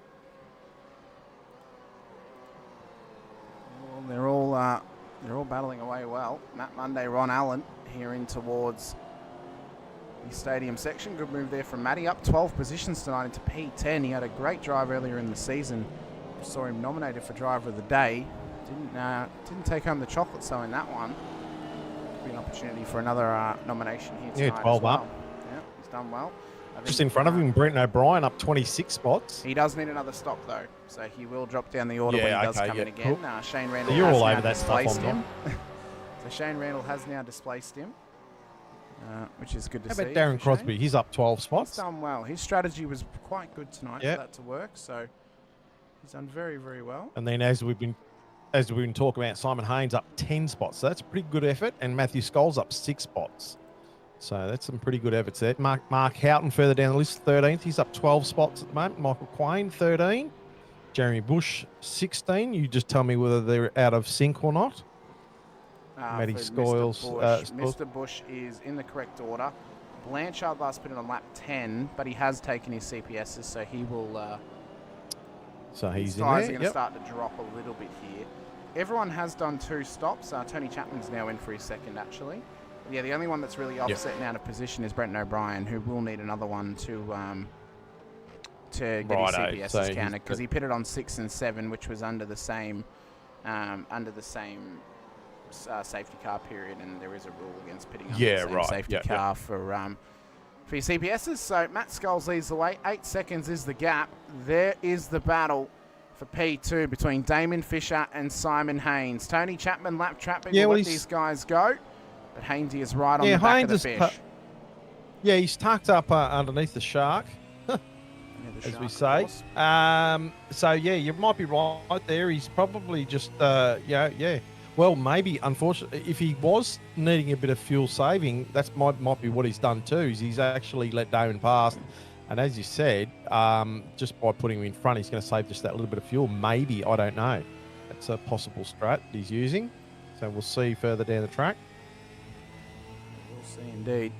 It's a good opportunity for Haynes to try and make up solid championship points tonight. He's up 10 positions at the moment. He has won a driver of the day this season, so he's ineligible for nomination tonight, but this is a hell of a drive from Simon. Jim Caparonis has done well tonight as well. Dave Arney only down Solid 1, but he is effort still in there the from Jim. top 5. Solid effort from Jim, up 4 into P4. Very solid effort from him. But Actually, I must give a shout out to Bruce Tannick too. I mean, he's down 2 from where he started, but he was way down the back of the pack. This is a very good comeback drive so from Bruce Tannick as well. a huge comeback, Very good yeah. comeback drive. Now, I think and he's clutching if there we were, too. he is clutching. He's trying to save fuel, I think. Now, the question is, Brett, if we were going to give either him or Shane Randall the nomination, because they both have comeback drives into the top 10, where would the onus go? Now, obviously, Randall had a drive-through because of a jump start. Tannick was involved in an incident early. Wasn't necessarily his fault. Yeah. But he had a stop hold from entering pit lane and got an iRacing black From the flag. pit, geez. They're both driven very well, though. So really, look, yeah, they have, but are they eligible for the drive of the day? I mean, I know that they've come back, and I'm not saying no, but I'm just saying that, you know, they've made errors. Is there anybody Grumley. else out there? We see Grumley. Oh, he's had a shocker tonight. So the reasoning I would give Shane could be eligible is he made a small mistake on the start line that gained him no advantage and actually disadvantaged him off the race start. Yep. Okay, so Shane.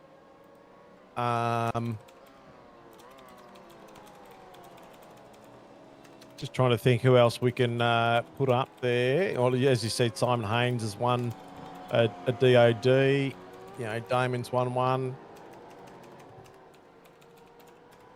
Crosby's up 12. Not that we do that, just not we do, that we do it but on I think he's actually positions I think he's gained. actually strategized quite well to get up there. Yeah. So I think possibly Darren Munn possibly, which you can confirm or deny. And which one? Sorry. Darren Crosby. Darren Crosby, I don't believe has won one this season.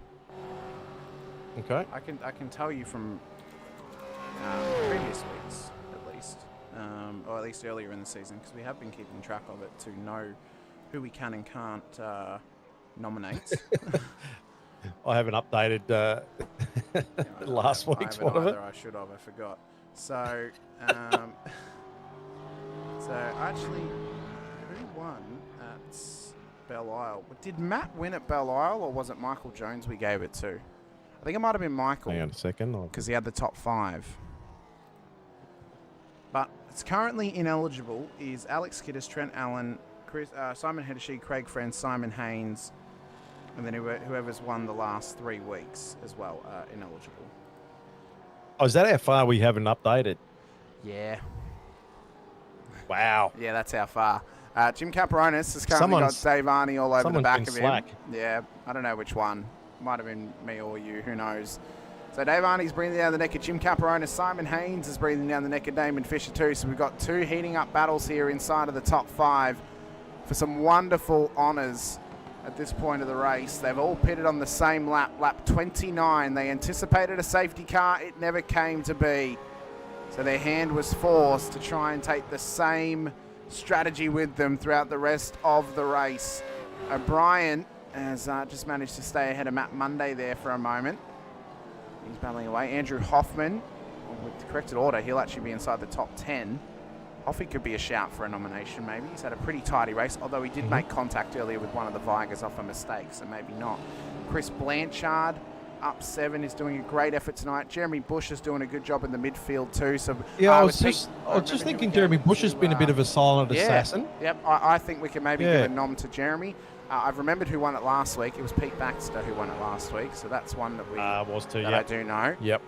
Sandown, I cannot quite remember. Oh, Sandown was Damon for his incredible drive. Yeah. And then I believe Belle Isle was Michael Jones. Having another good. So, and having another good drive tonight too, Yes. you know, like and Simon having a great drive as well. Obviously, Damon just vanishes into the shadow realm again. But you know, Simon Haynes, I know he's won it before. He's not eligible for the drive of the day, but up 10 spots. He's done really well tonight. Driven a brilliant race. We have still got our wild card available to us, Brett, to give it to nominate the race winner. So we could also nominate Matt Scholes, because he's driven exceptionally tonight. This would be his second race win of the season. And he has been the man in form this season. You know, after tonight, it'll be 6 top 5s, 7 top 10s. It is mirroring his best season back in season 18 when he last won the championship. And with 2 rounds to go, and if he gets this win, he could still match his win ratio of 4 wins in a single season and a championship. So it would take him to go 3 race wins in a row at the end of the season, which we haven't seen 3 race wins in a row ever since Logan Barnett back in season 22. So that it is a possibility that can come to fruition. Brenton O'Brien's finally coming to pit lane to commit to his final stops. So that now promotes Andrew Hoffman up into the top 10 and Matt Monday up into P9 on the road now. So those guys have had a nice little gain off of that. The other thing as well, I would say for Shane, just quickly, this would actually be his first top 10 finish of the season if he manages to pull this off as well. Wow. And he definitely had some issues throughout the season, hasn't he? Yeah, he has. But I mean, the pace he's had has been good, but it just hasn't come to fruition for him. I would say, Brett, for me tonight, to put the names on the table that I think should be nominated at the end of this to the chat, and obviously the voting will go out when we do put them out there. For me, I actually vote we use our wild card and we put Matt Scholes up. I think we put Darren Crosby up. I think we put Shane up. And I think we put up either Matt Monday or Jeremy Bush. Yeah. That's just me personally. I think Jim could also get a nomination easily as well. But I think there have been some exceptional drives. We've had a comeback drive. We've had a domination at the front of the field. We've had a strategy game that's worked out well, and we've had a mid-pack hero get himself a solid performance into the top 15. I think we covered most bases with that. Just seeing in the chat there too, Jim was saying he was calculating and trying to save about 100 mil a lap to make it. So Jim was short on fuel as well. And so Smokey, is that, hang on. Smokey is Tim Mulford. He's just saying Randall to get back to where he is after a drive-through for a jump start is a mega drive. Yeah, so, and it was. We definitely recognise that, 100%. So I don't know if there's any other names you'd want instead of some of those names, Brett, but I'm pretty happy with those 4. If we don't want to use the wild card, we could put Jim forward instead of Matt. Because we've only got... Because next week's a wet race, we actually only have this week in the final round to use the wild card. So to use the wild card, yeah. No, I'm happy with that. Yep, I reckon we go with that. Okay, all right. I'll pre-punch it in, and so then when the race ends, we can put it forward. Right, you pre-punch it in. Actually, you know, we'll keep on watching this. Yeah. Simon Haynes, you go. No, that's fine. I was going to say they could vote for it now, but I'll wait till the end. That's fine. Nah, wait till the end. Make them wait. Make them wait. 44 laps of 52 here at Mexico. We're watching at the moment Simon Haynes trying to stick with Damon. Now, he's done well. Like, he dropped quite quickly at the start of the after the pits. Damon was 2 seconds off him, and he's actually passed him, but he's still sticking with him right now. We see Caperonis and Dave Arney having a tussle. Dave Arney's has had a pretty good season so far as well. So he's one to watch out for. Just out the back of the Southern Cross Racing of Jim Caperonis. Clutching or just... Just trying to feather, clutch, but I think he's just trying to feather the throttle, save that fuel. Use mid-corner speed save that to... a little bit of fuel. Yeah. I mean, he said in the chat he's trying to save 100 mil per lap. Best way he can do it is try and carry speed through corners and feather that throttle as much as he can. Brett Horsell and Pete Baxter swapping positions. So Brett Horsell up one spot, 22 to 23. But yeah, nice and tight battles here. Simon Haynes, back with Simon Haynes in the driver's seat. All not quite in the driver's seat, probably on the wing of the seat at the moment. On the roll between bar, these two. on the top of his roll bar, door right, frame, you know, just above the seat, looking over his shoulder. So the question is, are we the bad influence or are we the good influence on this shoulder? That's the question you got to ask yourself. And then when we go to the other side, are we the good influence or are we the bad influence over here? That's you know, yeah. What could still come from the end of this race? Fisher is still having blinking issues, and that'll be scaring him. It'll also be scaring Haynes, because if he disappears at the wrong moment and reappears with Haynes right on him, it could cause massive carnage and damage, and that'll hurt both of them. Especially if there's a challenge. Oh, yeah. Dave Varney, yeah, close there. It's coming down to the last few laps. A few drivers sort of getting close and having a bit of a lunge. Well, not yet, but they're in the zone for a lunge. They're not quite ready to. They're not quite ready. Bush dropping a couple of spots just then. Yeah, he's just. Oh, that's the safety car. Okay, that's fine. That's the safety car. It worried me for a second. I thought, geez, I didn't know I could actually select the iRacing safety car, but apparently I can. But Bush is under big pressure here from Scott McKenzie. He's been passed by Tim Mulford, and they've got Michael Quain, who's got big damage on the front of that old mate and son's car up the road. He is up 14 spots tonight, though. Michael's doing a great job. Maybe that's a driver we could put forward if Jeremy drops these spots here, because Michael is doing well to race to this position without a front end on that Camaro. Yeah, he's still keeping it in pace there, which is quite amazing. Oh, Tim Mulford trying to go the outside of Quaney, but he does manage to get that done. Quaney just hung out to dry on the left-hand side there. And he's just trying to hang with him as best he can. So Mulford sneaks through. He's now up to the top 15. There's McKenzie up the inside of Bush as well. Still a good effort here tonight from Jeremy, up double digits into the top 18. He's under pressure from Alex Kiddis in behind, and Kiddis has got to try and make up any points he possibly can. He's already going to give up bulk points tonight to Matt Scholes. It'll drop him to P3 in the championship. He's probably lucky that Steve Grumley's had such a poor run, because you've got to remember, Grumley has got no drop rounds available. He's missed 2 rounds this season, so any points he gets, he has to carry. It's the same for Kiddis. He's got a 0 and a -4 to get back if he misses a race or if he gets another 0. So for Alex, he has to try and perform now over the next 2 weeks if he wants to get anything out of this season and contain himself inside of the top 5.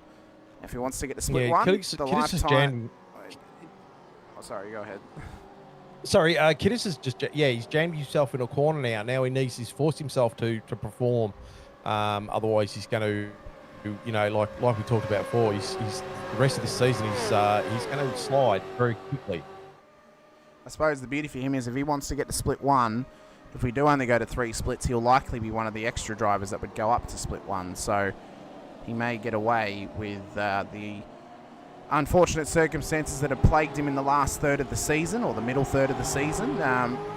He may be out of relative championship contention until we see what happens at Red Bull Ring and Saxon Ring, obviously. And Matt is not usually one to crack under pressure when it comes to fighting for a championship. There's a reason why he's a former Split 2 champion as well.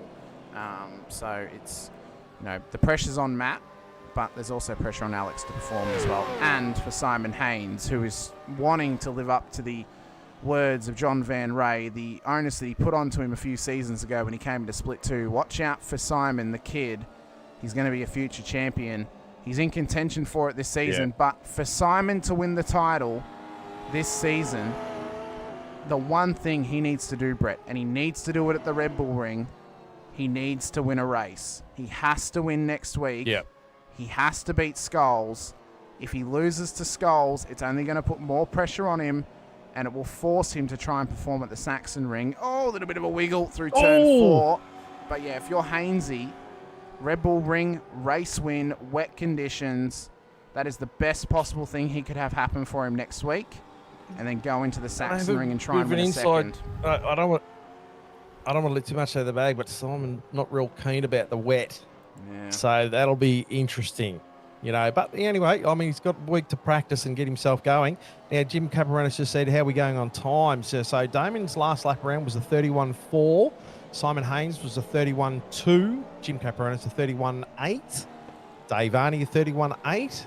Darren Crosby a 31.8. So these boys up the front, and even Shane Randall skipping over Bruce Tannick was a 31.8. So very, very close in this in amongst his top 10. A lot of pace on the board. And Christopher Blanchard, his last lap. Well, the fact that he's done a 1:31.74 and his tyres are as old as, or older than anyone's, he pitted on lap 10. So the fact that his tyres are withstanding and he's chasing down and putting pressure on Andrew Hoffman and Matt Monday, this is a great effort from Chris Blanchard. We're lap 49 of 52. We've got 4 laps left to run here tonight out at Mexico City for Autodromo Hermanos Rodriguez. Next week, we head out to another Formula One circuit at the Red Bull Ring, my favourite circuit in the world. It's always exciting when I get to call the action in Styria, the Austrian Grand Prix circuit. The week after, well, we go to another favourite of mine, and I think a hidden gem in the world of German motorsports. Brett, we head out to the Saxon Ring for the first time in the Vets, and that's going to be a very fun circuit for these drivers. It's a fast-flowing circuit. It's got a lot of undulation about it. It is a motorcycle circuit and a DTM circuit as well, so it has got the characteristics of some other motorcycle circuits we've raced at, like Mugello. Hamish is closed right up on Damon at the moment too, so he's in with. So I wonder what happened there, whether Damon's had a bit of a oopsie or Simon Haynes is now putting pressure back on Damon. So, just keep an eye on that. Haynes is right there. He is right there, and he's putting maximum pressure on him. So it's an exciting final 2 weeks to come for season 25. And then before we know it, we'll be into the silver anniversary season of the Vets, the 26th season, the 25th anniversary of the Veterans. It's been a solid 6 years of racing in Veterans action. Here comes Haynes. He wants a move on the inside. Is Fisher going to get hung out to dry here, or can Haynes get through? He somehow survived in the run through turn 2, and Haynes is now going to try and attack at a later point of the lap. It is super tight, super close. And your heart is in your mouth. Good driving by both drivers and allowing enough room, and great racing there by both drivers. Yeah, sensational stuff. That's pushed Simon Haynes back a bit, but geez, that was a really big challenge he threw at Damon then. He put everything at him for that moment. What more can come? What more pressure can he apply? We've seen Fisher have some exceptional drives this season. We mentioned Sandown, which was an impeccable effort from himself. We saw the great drive from Simon Haynes back at Belle Isle as well. Oh, not Belle Isle, sorry, it was the week before. It was a Portimao we gave it to him. I think it might have been Portimao. But no, the both of them have driven exceptionally well this season. Oh, yeah, and they're both coming on strong in the latter part of this season. So it'll be interesting, really interesting to see how we go in the next 2 races to see whether they can continue the momentum. Or is Alex going to, resurge again for the final part? Is Jim going to come up and really sort of start and tickle these guys in front, as we see Andrew Hoffman and Blanchard sort of going nose to nose, swapping back and forward there? The next couple of weeks is going to be very, very, very interesting. Blanchard just got it done there. It's going to be great to sort of see the next couple of weeks and how it all unfolds in the closing stages of this championship. Well, Haynes is right there again, and he is right on the heels of Damon Fisher as they run around turn 4. They've got some lap traffic ahead of them. It could help or it could hinder Simon Haynes, depending on how they filter through the traffic ahead of them. Matt Scholes, well, he's a world away at the moment, 6.7 seconds ahead of Damon Fisher in P2. It looks to be a second race win for him, barring a mistake on the white flag lap. So the battle and the prowess goes to the battle for P2. Haynes at the moment, if he finishes where he is, will lock in P2 in the championship, as Latham's had a moment ahead of them coming into the stadium. That'll scare them a little bit. With Duggan ahead of them too, they don't want the lap traffic harming them in any way. Haynes is going to get one more lap of this Mexican Grand Prix circuit in the national layout, the layout run by the NASCARs. where Shane Van Gisbergen took a famous race win earlier in the season of the Cup Series. It's white flag. It's final lap stuff. Lap 52. The 200th kilometre about to get overtaken. Can Haynes put the pressure on, and can Haynes sneak his way into P2 in this race and gain a couple of points over the rest of the field? He's going to lose points to Skulls, Close. but that's fine. He got real close. The next best spot is probably the entry into the stadium section, Brett. That's probably his next best opportunity. He's got pace coming out of that chicane there. I don't know whether he can do anything with it, but he's just showing the nose slightly there as well. So Haynes really antagonising the back of the Shark at the moment. He's putting Skull's so got much it on him. well in the bag at the moment. It is to lose out front at the moment. He's got a 6.5 second gap to Damon here. This is a great little battle closing out this race. Huge amount of incidents and accidents and all sorts of stuff going on throughout this race. There's been some winners and losers in this all the way up and down the field. Well, the big winner is going to come out of a man who has been waiting to get his second win of the season. He's a former Split 2 champion of season 18. And for the first time this season, he's going to cross the line as a two-time race winner. It is Matt Skulls, the master of Mexico, who takes home the race win.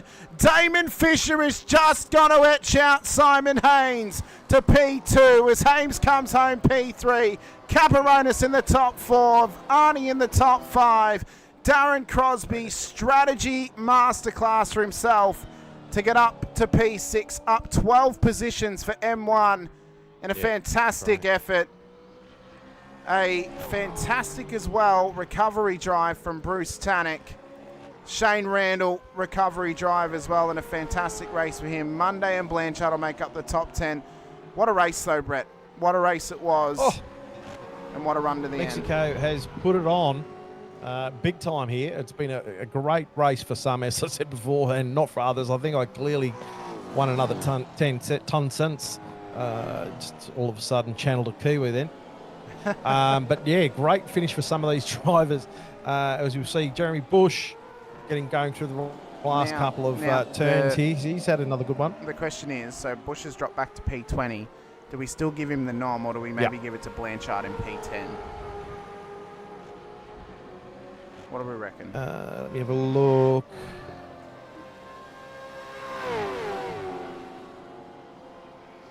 I know. Put them both up. We'll let the people decide. Okay. So we are going to use our wild card on Matt Skulls. Yeah. So everyone, get your votes in. The 5 names up for nomination tonight: race winner Matt Skulls, Darren Crosby, the strategy masterclass to get himself up into the top 10, Shane Randall, who raced in an incredible recovery drive, Jeremy Bush, who raced his heart out to a top 20 finish, and Chris Blanchard, who took tyre wear and laughed at it to pit on lap 10 and to get back up to P10 is a fantastic effort from Blanchard, up 10 spots. So get your votes in, and we'll tyre wear. We'll release it at the end. It means nothing to me. Exactly right. As we wait for our podium finishers to come in, the post-race highlights here from Mexico City. Oh, here we go. Evening. It's Brett's favourite time of the race. We, of course, had the race start. It was a jump start from Randall, who we said earlier on, but a hot start from Tannock. Saw him try and get the race lead early. It was a good start from Kiddis too, who managed to sneak his way up, and from there, well, the scrambling begun. Pretty much came down at turn 4 when Tim Mulford just got a little bit too far up the inside of Simon Haynes, a little knock-on effect that then caused the absolute car park down at turn 4 for Grumley was cars. A really big loser out of that one. Yeah, really big loser. Yeah, this is big melee there. So multiple cars were obviously involved as they tried to get going. Poor old Rick. Yeah, poor old Rick. Yeah. It's a shame too, because both Rick and I, because of that big melee, we made up a lot of positions there, and unfortunately, we just got caught up in a bit of a thing. This was the moment that we saw the remnants of. It was Steve Grumley down into the entry to the stadium section. He locked it up under brakes and just collided straight into Brenton O'Brien. So that was a big moment there for them. The other big one. Oh, he's going to Yeah. darted across to sort of get himself into a better position there. And then this was wild for Scott McKenzie too, who just had to try and catch it. And unfortunately, Brett, you were the one that kind of became the unlucky duckling in this moment. Tried to avoid, contact was made. Oh, yeah. And then, I tried to avoid as much as I could. You know what was hard with that one too? For a split second, I thought, go left, go left, go left. You know, but yeah, no, it didn't happen. I'll let you talk us through this one. Oh, no, the car would not turn and unfortunately just went straight ahead. I underestimated what the situation was with the front end. And unfortunately, sorry, Simon, you got caught up in something that, you know, yeah, was not your fault. And, you know, unfortunately, it made you have a bad night. I'm so sorry, matey. Yeah. But, It's gonna be yeah. it's going to be a little bit of a scroll for me to get to the next spot because we have to go past all the pit stops. I can do some more talking if you want. That's fine. You can do a little bit of talking for us. We then saw, obviously, the safety car come out, and we were under big safety car conditions. So this was Vigo. Apparently had a crash, but I think it was just him parking up in pits, waiting for the train to come past. But it got a bit hairy out on lap 13 with yourself and Chad, Brett, down at the stadium section. Both of you just seemingly just getting into it a little bit with each other down there. And that was the big moment that we saw, unfortunately, the remnants of as well, and Hideshi nowhere to go. Yeah. Yeah, unfortunately, the victim of just position at the time. And Brett Taylor as well had a moment down in the stadium section too. So this was a hot ticket for the weekend for fans to come and sit at, of course. And it was a struggle moment there for Brett. Hard spot too to get out of. Jeremy Bush as well got involved in an incident down in the stadium section too. So once again, it proved that it was just a real struggle for drivers down there. We saw that one live on screen. And then, Tannic, have a look at Tannic just taking huge advantage of that. Got to be facing this way, my friend. So this is what actually happened to Michael Jones. So this will give us an explanation on Jones's incident as well. He actually caught that tyre barrier. That tyre bundle? Yeah, he clipped the tyre bundle and it just loosened him up and then straight into the wall. So that was a big moment there for Michael. This was Alex Kiddis and I believe either Chad or Rick Viger. I can't remember the exact one. But this was the remnant moment that we saw down at pit lane. So Rick. So Rick gave him a little tap. So Kiddis then went round. Mulford's tried to come through. Kiddis has just backed straight into him. So whoever was talking negatively about Mulford earlier, you can eat your words now because he was actually a sitting duck in that moment. That was not his fault. It must be said. Realistically, and then the rest of the race, it was the chase down, Brett. It was the chase down of drivers trying to get back into a solid position, and for the drivers to try and get themselves into a phenomenal end to this race. And you know, arguably, Matt Skulls a solid effort in P1, but now we get to obviously have a chat to our podium finishers. So we'll start off with our P3 finisher here tonight in Mr. Simon Haynes. Simon, congratulations, P3, another podium this season. P2 in the championship now as well. And a very solid result for yourself. Cheers, thank you. Yeah, it was a good night out. Now, you drove, obviously your night started worse for wear, a little bit of a knock on at turn 4. Then obviously you were involved in the carnage, but a good comeback there to get up to P3. You let Damon go early in their sort of end stint of the race. Was that just trying to conserve yourself a little bit and then maybe go on the attack to him? Or did you just think maybe we could work together to try and chase down Matty and then battle again a bit later? Mainly in the second pit stop, when I seen Jones crash in front of us, I just assumed safety car. Went into the fuel.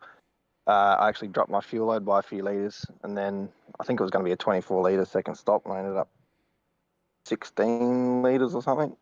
Plus obviously taking out a few for the first stop. So yeah, it's probably 3-4 litres short.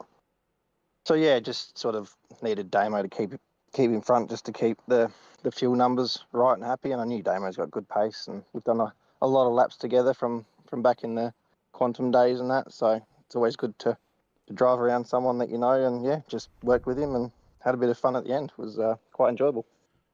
Now, Smart driving. Very smart driving from yourself, Simon. And I would say, from your privateer running last season and now obviously part of WKMP, has that been one of the learnings of the last sort of 2 seasons or so, is figuring out when to go for it and then when to maybe back out and then attempt at it later? Yeah, I think I've always sort of done it somewhat. It's just probably been more prevalent this season because I've actually had some decent results and been up the higher end of the tables. I've sort of just been a bit more aware and definitely pushed for it. But yeah, having the guys around and talking strategies and stuff definitely helps. Well, it definitely does, and you've managed to fight your way through for a good run home. Rebel Ring next week, wet conditions. Brett gave the little hint that you may not be so comfortable in the wet weather. Are you hopeful that you can possibly get yourself a good performance next week? Happy to let the cat out of the bag, if, Simon. If it's that's fine. It's not a secret. If it's full wet, I think I'd struggle. But if it's mixed conditions, which at the moment it's random, so anything can happen. Shouldn't be too bad. Just try and focus on a reasonable results and hit the marks and go up from there, hopefully. Well, we'll see what can happen for you. It's a solid effort tonight. P3, P2 in the championship now as well. Best of luck next week out at the Red Bull Ring. Thank you so much for coming and have a chat to us, Simon. Is there anyone you want to give a shout out to before we let you go this evening? Just all the WKMP boys. Cheers for the team and just cheers for Damo for the good race. It was a lot of fun in the end and spoke to him a bit outside and it's always good racing against him. Well, thank you've put on a great performance tonight, Simon. You should be very proud. Best of luck out at the Red Bull Ring. And, thanks once again. And congratulations on the P3 and now P2 in the championship. Awesome. Yeah, cheers. Thank you. Thank you so much. Simon Haynes, P3 on the road here tonight. Next up, we have our P2 finisher in Damon Fisher. So we'll drag him in for a quick little burl. Hello, Mr. Fisher. G'day, Hamish. How are you? Good, matey. How are you? P2, solid effort tonight. Another great drive from yourself. Great battle in the end there between you and your former teammate and Simon. And some good points on the board as well in a late dash to try and get into the top 5 in the championship. It's a very solid effort in your grand scheme of things for the championship fight, or at least the top 5 fight for yourself. Yeah, cheers. Thanks, Hamish.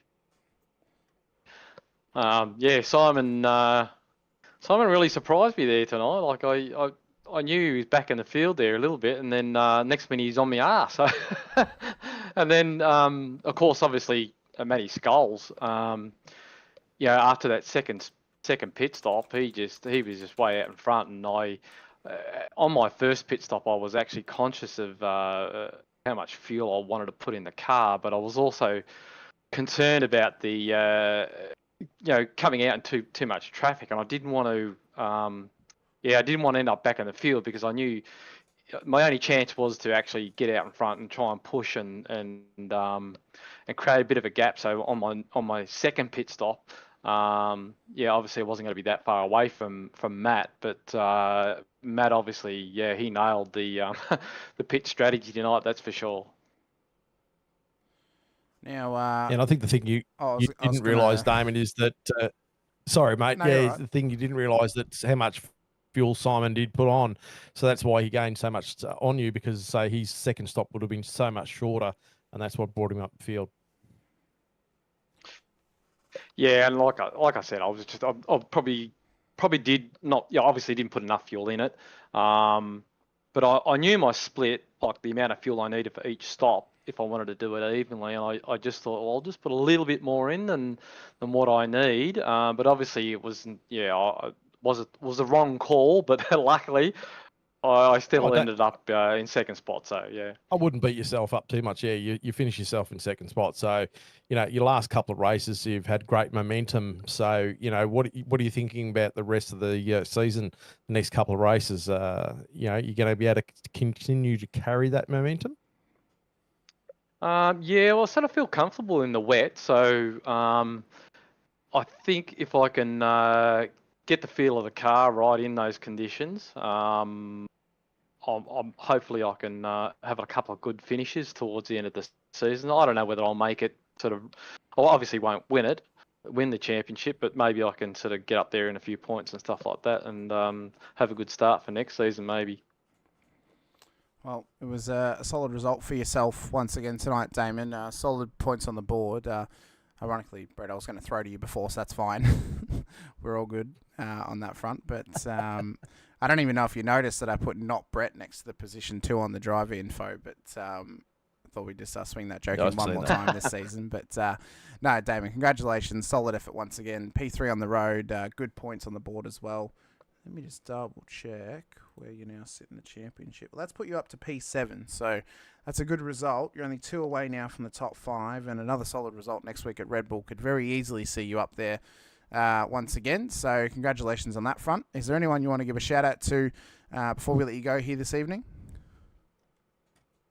Yeah, look, I'd just like to thank all the sponsors, Logitech G, Racecraft Simulations, LGC Images, M1 Used Cars, Player One Simgear, Parramatta Isuzu Utes, Südspeed, Nova Sim Sports, SimSpeed TV, Infinity Broadcast, Been the Blade for Balin, and yeah, obviously a couple of the guys in the team, you know, Luke Allman, Dean Logsdale, and his dad, and Zippy and Drew. When I practice, they're the main guys that are sort of there and that, and yeah, help me along and all that sort of stuff. And yourselves for the broadcast, you do a fantastic job, and yeah, hope to see you up here again. Well, hopefully we can. It's a very solid season from yourself, Damon. Hopefully, if you do finish in the top 5 this season, we do get a chance to speak to you again before the end. But congratulations, soak it in. Thanks so much for coming over chat. Congratulations for the season's success thus far and the success here tonight at Mexico. And best of luck next week out at the Red Bull Ring. Cheers, Hamish Brett. Thanks. Thank you so much, Damon. Well, Brett, that'll bring us down to one more thing to decide, and that is the driver of the day. And it has been decided from the chat tonight that comeback drives, very important in this realm. And what was a fantastic comeback drive came from the driver of the 501 Infinity Motorsports Mustang in Shane Randall. Well done, Shane. So congratulations to Shane. He takes out the Split 2 driver of the day this evening in what was his first top 10 this season, his longest time it's taken him to get a top 10. And he did a fantastic effort to make his way up to what was P8 in the end. So, yeah, congrats to Shane on that effort. And hopefully this is a little bit of a momentum swing for him now to get a couple of top 10s or maybe even a top 5 towards the end of the season. Well, I hope, yeah, well done, Shane. That's fantastic. And I hope you've enjoyed tonight's broadcast. It's been very spicy on and off the track. And we are, you know, winding up this season for the next couple of races. And hasn't it been a great series so far? You know, who is your favourite driver? Who do you think is going to take out the championship? You know, so there's some people in the box seat. There's some people making a bit of a charge. So, you know, who's going to take it out? It's exciting stuff. This race has been really good at Mexico. It certainly turned up the spice just a touch, you know, with some drivers, obviously, as I said before, you know, having great races, and some drivers, I won't mention who, had really bad ones. But, you know, yeah, looking forward to the next couple of rounds, Hamish. I am as well. Next time out, we head over to the Styrian Mountains into Austria for the Red Bull Ring. It's hosted many a supercars races here in the Vets. Probably the biggest or the most notable one was the 2024 Anzac Day round last year. So it's a fantastic racing circuit. It always brings drama.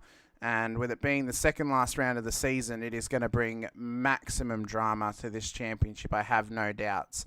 It's going to be a good one next week when we go racing out at the former A1 ring, now the Red Bull Ring, of course, as we go racing for 200 Ks and 47 laps around what is my favourite race circuit in the world. So it's going to be a fantastic time when we get to do that all on your screens once again. If you're watching over on the Infinity Broadcasting channel, we'll be sure to hit the like button, to subscribe, the bell icon too, so you're notified whenever we go racing. Next up on your docket, Monday night, the VRS Porsche Cup Series returns with round 9 of Season 3 as we head out to Autodromo Internacional Enzo e Dino Ferrari for Imola for the final sprint round of the season. Myself and Brenton O'Brien in the booth for that one. Friday night, we have the next round of the playoffs for the IRWC Rodnock Cup, where we head out to where we were tonight for Autodromo Hermanos Rodriguez out at Mexico City.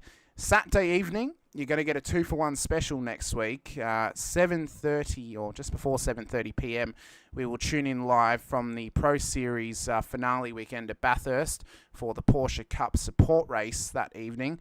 And then when that finishes at 8:30, half an hour later, we'll be going live once again with the next round of the Racecraft Simulations V8 Veterans action for Split 2 here in Season 25 out at the Red Bull Ring. So it's a big week coming your way.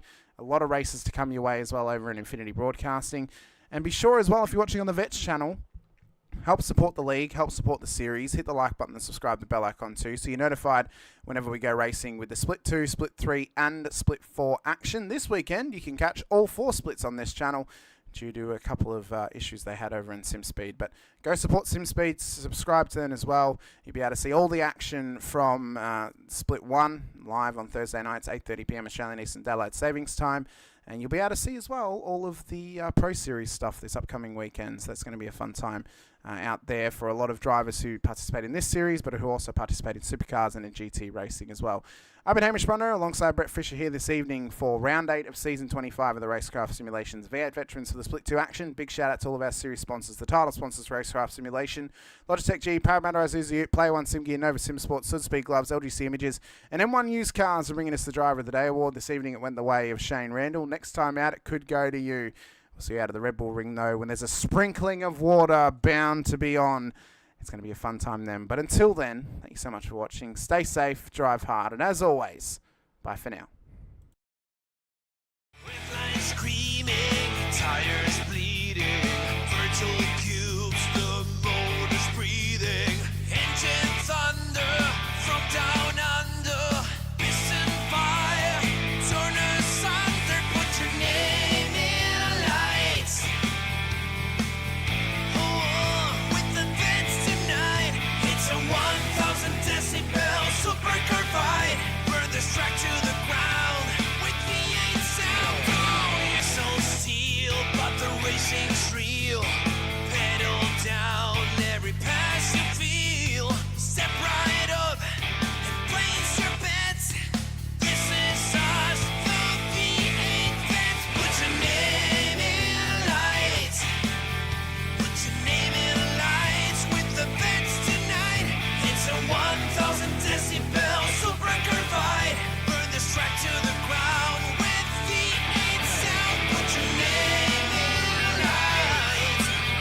Oh, with the vets tonight. It's a 1,000 decibel supercar fight. Burn this track to the ground with V8 sound. Burn this track to the ground. Come on now, put your name in lights.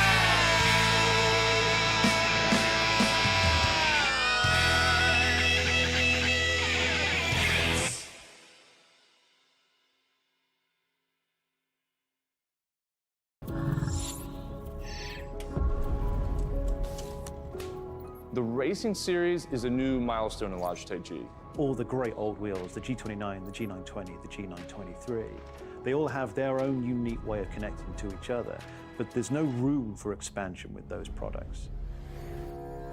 So the question arose was, what if we were to give the opportunity for the racer to switch out from a drifting wheel to a GT rim? With the wheel hubs that we've created, that's got a very specific button set, but you can replace any of the steering wheels. And the real lovely aspect to this was we could give the user, driver and the racer the opportunity to experience different genres of race. That allows drivers to craft high quality, customized setups that resonate with your individual racing style. When we start with the design, we always start sketching. Very often, once we've got sketches, we start discussing with engineering.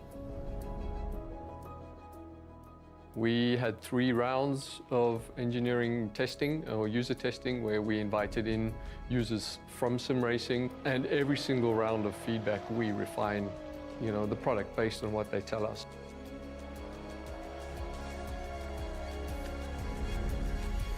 In the sim racing lab, again, we're going to use data to really analyze what a driver needs. We've used everything from eye tracking to the inputs from the pedals, the inputs from the, let's just say, input devices, the wheel and the pedals, the shifter.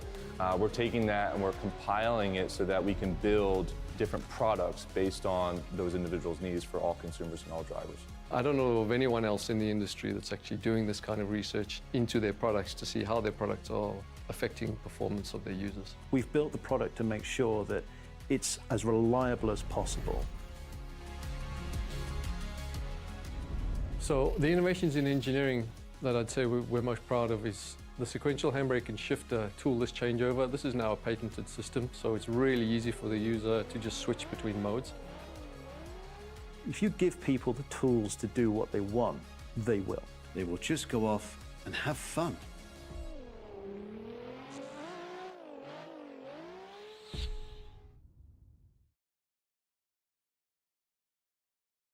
Introducing the Racekraft PT1, custom-built full chassis racing simulator.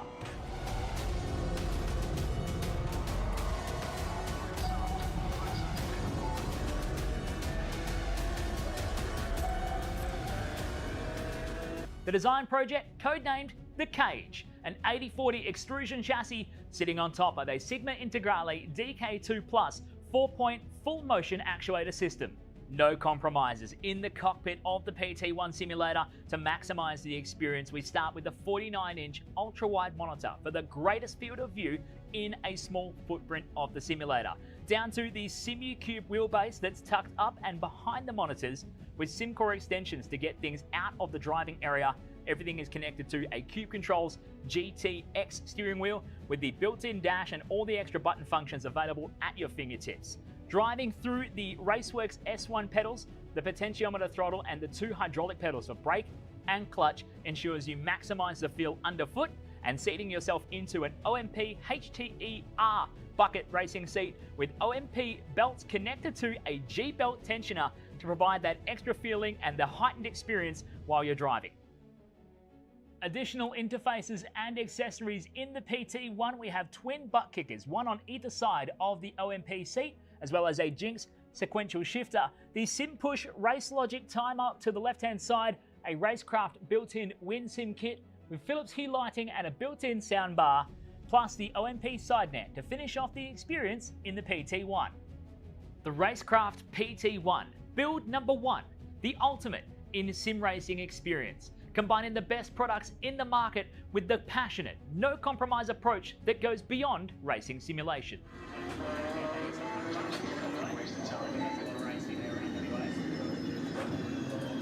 Yeah, we work here.